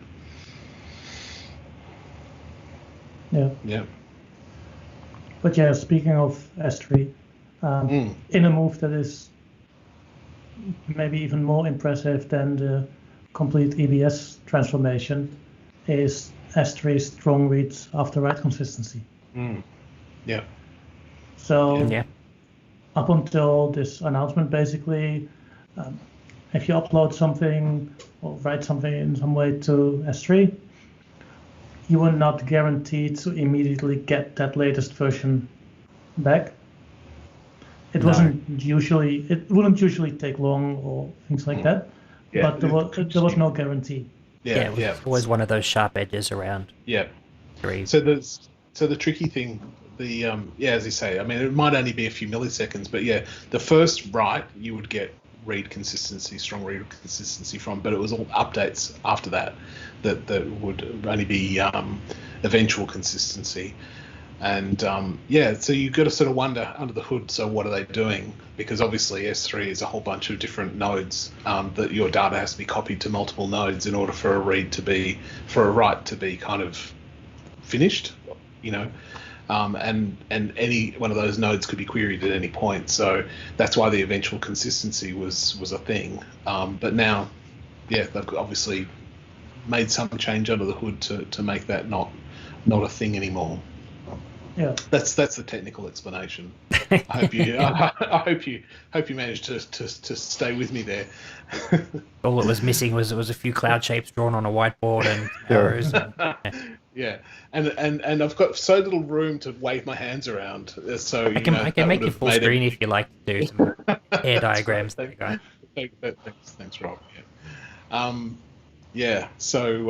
So that was definitely good. The multiple destinations, so you can replicate now out to multiple destinations. Previously, you could only have bucket replication out to a single destination. It can be in the same region or different regions. And the other thing was the bucket keys. So you can now have when you use CMS keys or CMK keys with S3, normally all your objects would have their own KMS key associated with them, so that's quite expensive. You've got lots and lots and lots of objects in your buckets.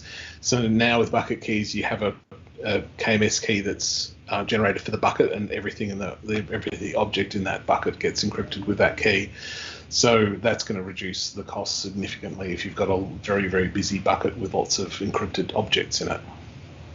Yeah, it's mostly the calls to KMS that are expensive, because not the amount of keys that you had for the buckets, but just the number of calls you made. That's right. Yeah. Because each object have a different data key. That's right. Where in that system, the data key is temporary. So there is a time. We don't know the time. That was not specified, but they use the same data key for a bit. It's a bit less secure than if you look at it, right? Because each object are not the same, but you're still using a CMK, you're still using all the goodies of encryption, but you've got that option need to look now. at your Right comment. on. Exactly. For speed, and there was an account limit as well per KMS key decryption and encryption as well. So I think it was 10,000. It was quite low a couple of years ago, and then they increased to 10,000. But you still can hit that problem if you use, big data, EMR, and all this protocol like scan buckets very, very quickly to be able to do data analysis on it. So to have that again flexibility and choice. Yeah. Cool. The two-way replication guy, I know you wrote a blog about that. I didn't write a blog about the whole thing. Is that actually here? It's not. I don't see it here. Yeah, two-way replication for S3. Yeah. So everyone got excited about that, but it's two-way replication of metadata, not of the objects themselves. So so that's misleading title. It is absolutely, yeah. So things like ACLs.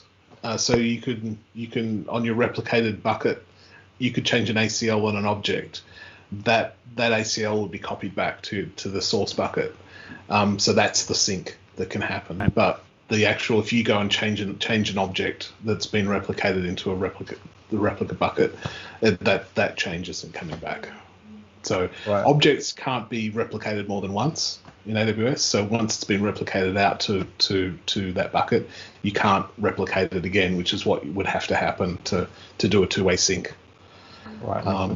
Plus all the problems, of course, of two-way sync, which conflict resolution. They're not insubstantial. Even with versioning, they're not insubstantial. So yeah. But anyway, it must have some use case. As I said, I think I don't know what the use case is for two-way replication of S3 object metadata, but it obviously exists somewhere.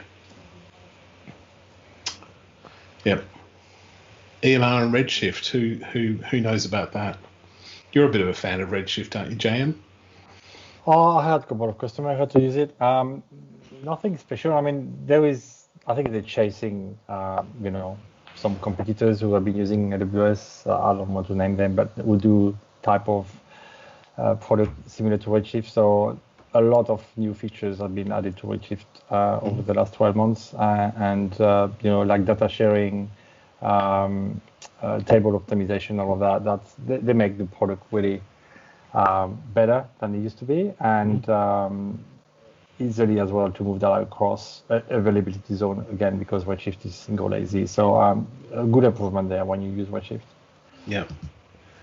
And the next one about Dynamo is referencing to glue elastic views. This was, so I touched on earlier about the AWS getting interested in the facilitating, I guess, of data movement between different services.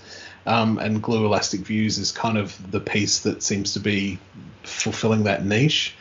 So essentially it lets you create materialized views from a bunch of different data sources in AWS. You can use it to it will talk to DynamoDB, S3, Redshift, and Elasticsearch,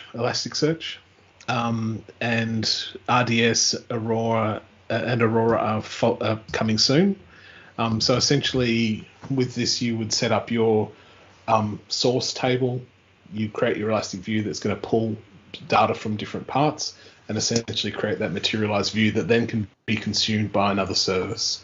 Yeah. So rather than you have to go pull the data out of a DynamoDB table or out of S3, transform it into a RDS a relational format, you can just use the glue elastic view to essentially provide that translation layer. Similar to what you were saying before, right? Data has gravity, so it's hard to move that data and then be able to analyze, keep it in sync and stuff like that. So that's going to be helping. Again, that's a couple of competitors have been doing good products. So I think AWS coming with that elastic view going to help a lot responding to that demand on the market. Yeah. Simpler data lake. Yeah. And it's also using the particle SQL compatible language to kind of glue all these different pieces together. Seems to be again something that AWS is kind of promoting. So you can use particle, so it's party QL. I'm assuming that you say particle. So you can use that with DynamoDB now, and I think it's supported in the elastic views. So that's obviously, well, it seems to be a kind of a common language that they're sort of using or that they're introducing to help you do these sorts of data. Shared data handling type operations. Day to day as well. I'm looking forward to giving this a go, because of writing queries or actually interacting with DynamoDB was always the least intuitive part of the whole thing. Yeah, and it's a different mindset, and whilst it can be super efficient and all the rest of it, it doesn't seem, it's, as you say, it's just not as intuitive as relational data is.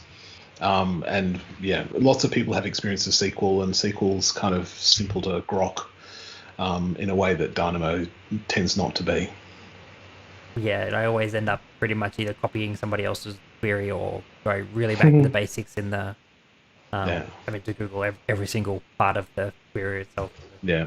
This should at least reduce that time spent to relearn this every time. Yep, for sure. Yep. Cool. Anything else we want to have over this, or shall we go to SageMaker, all the things, aka AI and ML? Yeah. Yep. I think so. Yep, let's go. Yeah, let's do that. See, there we go. This is the myriad of SageMaker products. Yeah, let me deep breath. try. We've got say them all in one go. SageMaker Jumpstart, SageMaker Feature Store, SageMaker Debugger, SageMaker Pipeline, SageMaker Edge Manager,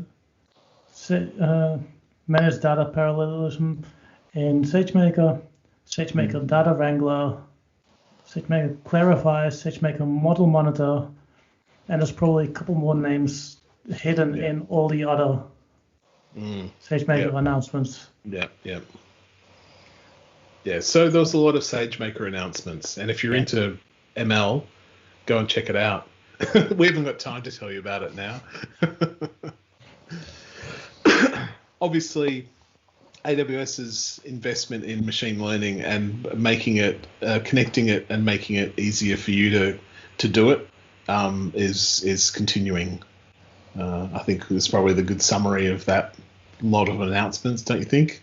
Yeah, pretty much. Yeah. Yeah, and it's interesting to see that they've basically tried to do the whole, all the missing bits and pieces. So last year we had SageMaker Studio to do your development. Now we get pipelines to do the DevOpsy deployment type stuff. Data Wrangler to put your data in prettier. Jumpstart to make it easier to get started. Yep. Clarify. That was interesting. Clarify detects bias and increases the transparency of machine learning models. That's an interesting kind of thing about machine learning, isn't it? Right. The fact that bias can kind of creep in. You sort of think, oh, it's machine learning. It's obviously unbiased but it's obviously as biased as the training data it's been given and the algorithms that you've kind of figured out. But yes, I agree. It's a bunch of sort of administrative tools that they're kind of fleshing out around the outside to help you do it easier and better. Yeah. But again, as you said, we're not experts in this field, so probably a good idea to look into it yourself. Yeah. And you can tell us about it. Edge stuff. So there's some obviously, Lookout, Panorama appliance. So bringing computer vision to the edge, but Monotron. I mean, it was like snow cone. Monotron. When you hear that, you just think, give whoever named that product more power to name the other products, please. Because it's cute. It's not earth shattering, but it's cute. But I think the interesting theme here is how they've kind of really stepped into the industrial landscape. I guess they're kind of going, okay, well, we can go into the factory and push our solutions further into that space, into that problem space. So look out for equipment. So if you've got IoT site-wise and you're already collecting sensor data and you're pushing it into AWS, look out for equipment can do anomaly detection on that. The lookout for vision is basically taking camera feeds of like assembly lines or inspection lines or whatever, and doing a machine learning based anomaly detection to say, okay, this circuit board's buggered or it's got a fault on it. I haven't really looked at Panorama Appliance, but maybe one of you has. But Monotron is kind of the thing that's probably most interesting to me, because they've made a IoT solution, which I think is. They do make IoT sort of solutions, like they had the button and Deep Lens and obviously Deep Racer and, dare I say it, Deep Composer. They do make sort of devices, but I thought this was interesting. It's an interesting play into that sort of industrial monitoring space, with a sort of Monotron device, which is just a little Bluetooth enabled accelerometer plus temperature sensor, essentially, that you just epoxy onto your equipment, any kind of rotating equipment that's going to obviously have a particular kind of profile when it starts to go wrong, and it has a gateway device that comes with it, and which basically pushes all the data up to AWS, and then you've got a little app that comes with it that gives you your data and shows you when things look like they're going wrong. So it's neat. Yep. No, that's pretty good. Speaking of all the Deep Racer, Deep Composer, Deep Lens type stuff, a announcement that didn't happen. Yeah. So you didn't get any new deep stuff. Gadget? No, there's no deep anything, was there? Well, so far. We don't know yet. Yeah. There's still one another to week come. to go. Yeah. But you could Yeah, call but it we've had maybe, the AI and ML. Maybe it's just AWS deep disappointment. That's my joke of the day, actually. Yeah, well done. Yeah. Yes. Deep sorrow. Yeah. Maybe they've just jumped they know they jumped the shark with Deep Composer, and they're just licking their wounds for a year. They'll come back next year. Like a ML, an AI Etch-a-Sketch or something. They'll knock it out of the park. An Alexa that follows you around your house. Yeah. Oh, doesn't she? She follows me around my house. She's already in every room, so yeah, I'm sure right. she needs legs for. Yeah, that's right. Cool. What else do we have? So, yeah, as mentioned earlier, we got added machine learning to services. Both Neptune and Redshift got ML added to them. Mm-hmm. I'm not quite sure why or what for. Or how it differs from the other SageMaker ingestion things. Because everything's better with ML added to it. Yeah. So for Lambda ML. Yeah. Oh, we already got that with Insight. Yeah. That's right. Everything. It's like cowbell. ML. Yeah. Needs more ML. And there were some Kendra announcements that you didn't mention, but I don't know whether anyone, I guess, is. Yeah, Canva for Google Drive connector. I mean, it's very hard to find stuff on Google Drive when you have a lot of people working on that. So maybe having Canva to be able to do some good search there and some good analysis, that will be interesting to see. Yeah, and you can now find more connectors and stuff in the library for it. Yeah. Cool. We're finally to the last section. All the cool stuff. Other cool stuff. There's a lot as well, by the way. Yeah, but most of it is groupable, so that should be okay. Mm-hmm. Regions and stuff, not that we really care about it, but there's new wavelength zone in Vegas. I'm sure that the timing of that one is no coincidence. Yeah, and somebody is very unhappy. Yes. Just a stab in the heart. Big announcement. Yeah, absolutely. A lot more local zones: Boston, Houston, and Miami. Again, great, I guess, if you're in the US, in any of those cities, that's probably nice. Yeah. And Well, we much more got, to we got come, I Melbourne think. this time, so I'm not Oh. going to complain too hard. We're Nothing to not be jealous of complaining, there that's right. anymore. No, Yeah. that's right. Yeah, we have to wait 2 years. Bracket, JM, you're our Everyone's resident favourite. computing expert. No, I think 50 qubit quantum circuit simulator. That's pretty impressive. I think they were 20 before, so moving to 50, I think is a very fair number. And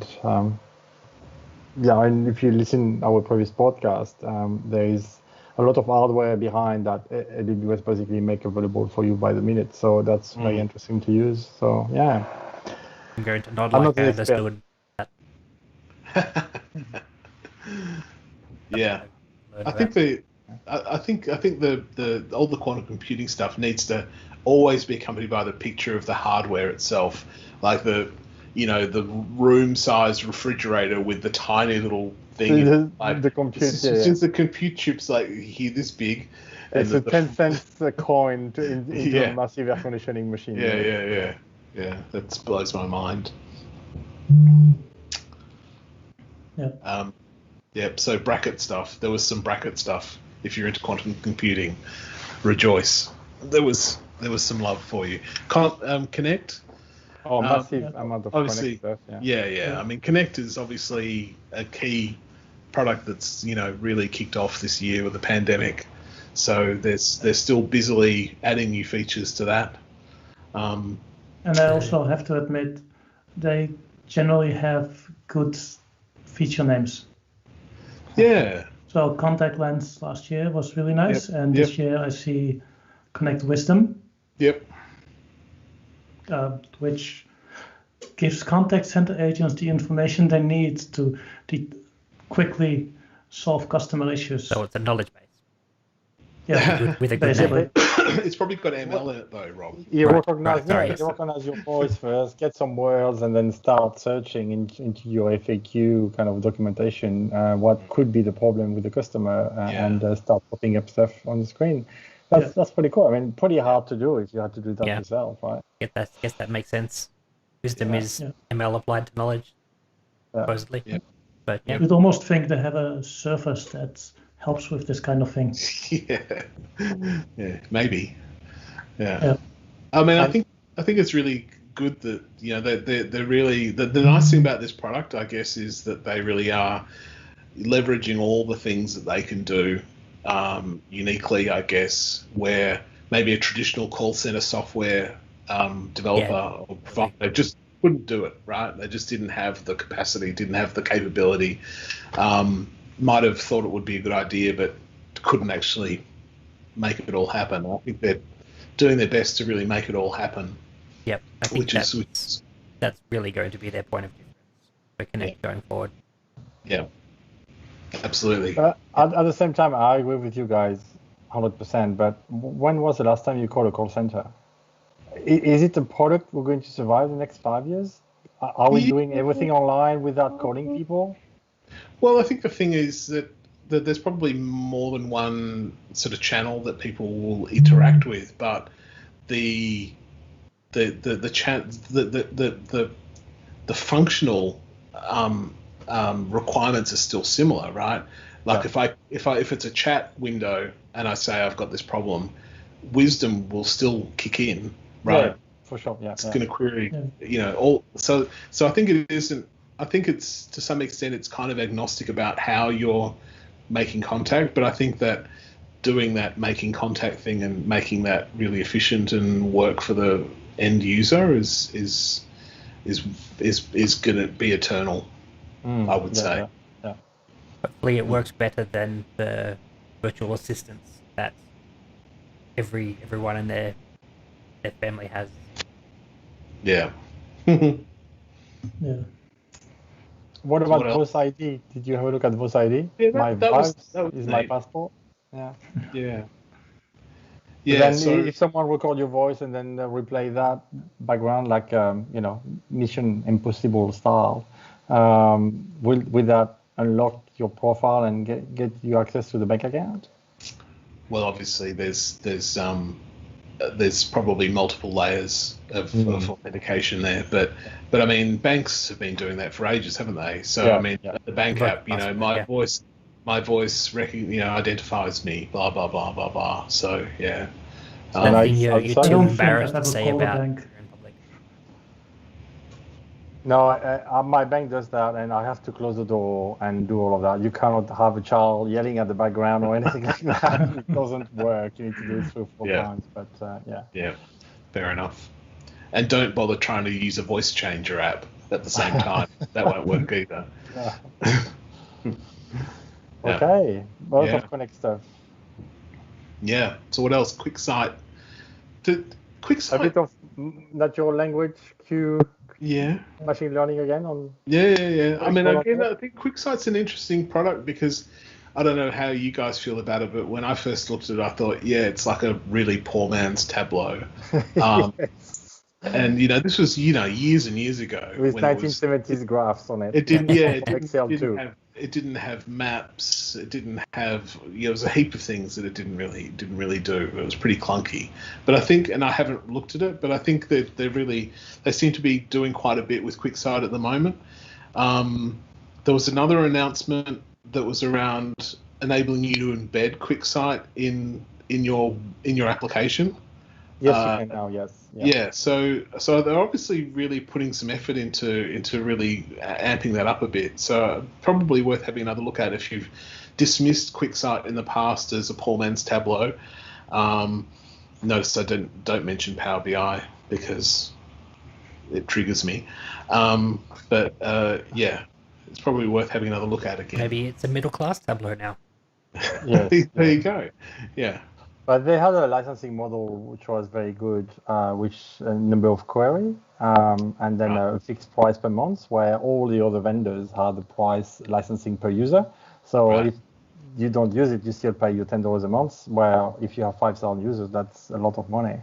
Yeah. Where QuickSight has the publisher model and then the query model that you just pay on demand. So better licensing model in my view. Yeah. Cool. What else? So we're really everybody's favorite topic.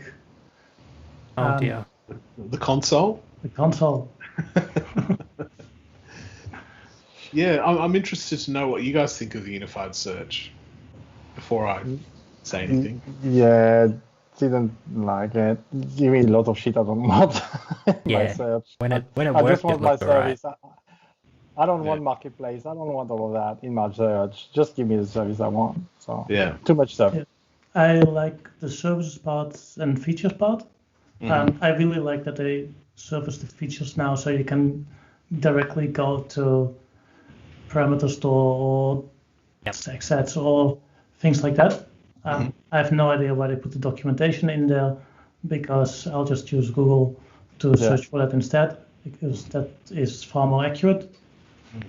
And the marketplace, I don't care either.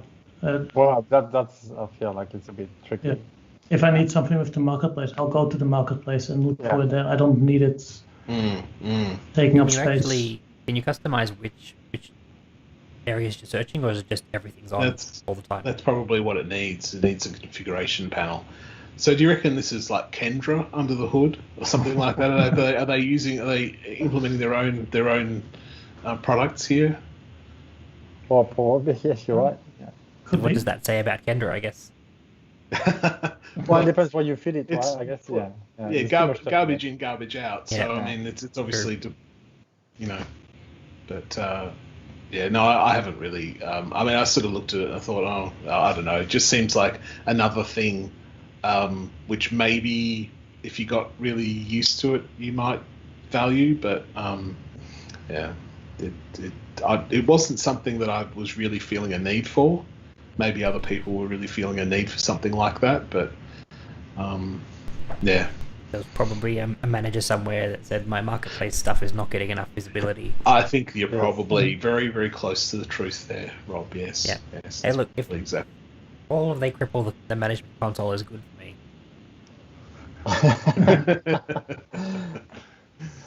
Yeah. What else have we got here? I think we're pretty much at the bottom of the barrel here, aren't we? Mm-hmm. Yeah, it's nothing really major.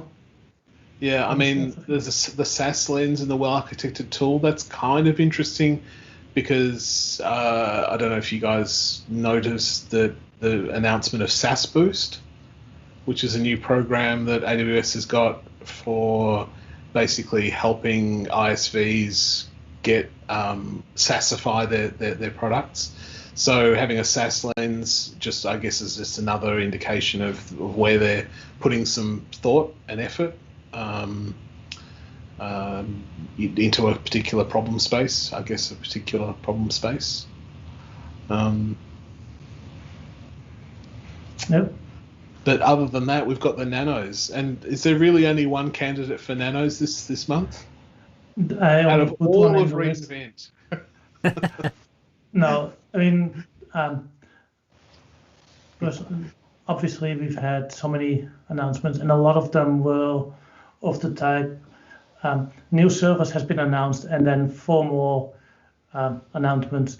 This service now works with this new service. Yeah. That's true. I didn't bother putting all of those in there, but I saw this one and I figured you enjoy complaining about dark modes in workloads. Yeah. Well, I mean, they've really spun that out, haven't they? They've made every little tiny piece of that, because it was announcement about dark mode on iOS. Now there's an announcement about dark mode on Android. They've really sort of eked that out for maximum value. So that's pretty much it, isn't it? That's reInvent so far. But yep. Arjen, did you have a look at the number of announcements this year to compare last year? Do we have, because every year AWS wants to beat itself, right, with the number of announcement innovation. By splitting out dark mode announcements per platform. Per platform, exactly. Yeah. I mean, they haven't announced dark mode on the web yet, I don't think. Yeah, that will be coming in January. Oh, okay, the keynote. Yeah. No, I didn't count them. I know there's a ridiculous number, but yeah, and there's probably more to come. We've still got several days left. Not to mention, of course, the other big news about reInvent. It's not done by the end of this week. That's right. Yeah, it's been extended to January 15. Is it correct? Yeah, we'll get like 3 days of reInvent in January for some reason. Yes. Yeah. I have no idea why. How would you feel if you were working for one of the services teams and you were the ones that got pushed out on all of this stuff? After Christmas. Yeah. Yeah. Well, Yes, I've got a question. You'll definitely be in reInvent, but you'll be in week 4, which is a month after week 3. Yeah. So I've got a question for my fellow ambassadors here. So we were hoping that we were going to get a pre-reInvent special NDA fire hose event, and we were going to get some sort of pre-announcements of reInvent, and that all got cancelled. And the reason we were kind of given was it's too risky that these announcements might escape. If we let anybody know, Robson into Homer. And I'm just curious, like, having now seen the first couple of weeks of announcements, what do you think was so secret that they couldn't do a pre-reInvent in under NDA session with ambassadors to let us know about it? Like, what was in those announcements that you couldn't have kept your mouth shut about, I guess is my question. Oh, we always do. Huh? Melbourne region, obviously. Android. Well, okay, it's a fair cop. I guess that's reasonable. Yeah. Seriously though, what do you reckon? The Microsoft SQL bubble thing. I think on Postgres, that's pretty out there. You would have broken the NDA for that? I don't. But It's right. This isn't a court of law. that's pretty surprising. That was surprising. All the rest, I mean, Melbourne we knew. There's a lot of things we knew. You know, new instances and stuff like that. That's pretty cool. But yeah, search interface, and then the hit on Microsoft as well on this one. But and serverless version 2 or serverless version 2, I think is a good one. Yeah. To be honest, I don't think there's anything there that I would have broken the NDA to. So yeah, just a minor snark on my part, because I became an ambassador this year, and I got nothing. Don't be so negative. We got plenty of things. No, I did. I did. That's true. I got the company of you good people, quite apart from anything else. And you do it to give back to the community, right? To help other people learning AWS and enjoying it. So yeah, I would have done that anyway. That's right. So yeah, exactly. Yeah. That's just an added bonus. So you got maybe a couple of stickers and a T-shirt. I'm looking forward to my bottle opener. There's a bottle opener coming, isn't there? And a backpack. Yeah. No, it's all good. It's all good. All right, cool. Okay. I think that we'll call it a day then. Mm-hmm. We've been talking for over 2 hours. I'm sure everybody else is sick of us by now. Even I'm sick of us. All gone to bed already. Yeah.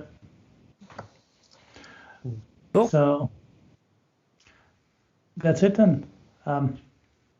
Thank you all for joining us here tonight.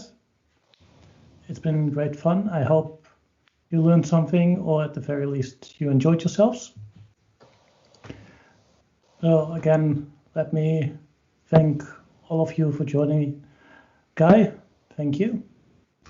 Thanks, Arjen. Thanks for having me. JM, it's good to have you. Thank you very much for having me. Really a pleasure every night. And Rob, obviously, I'm glad that you joined us.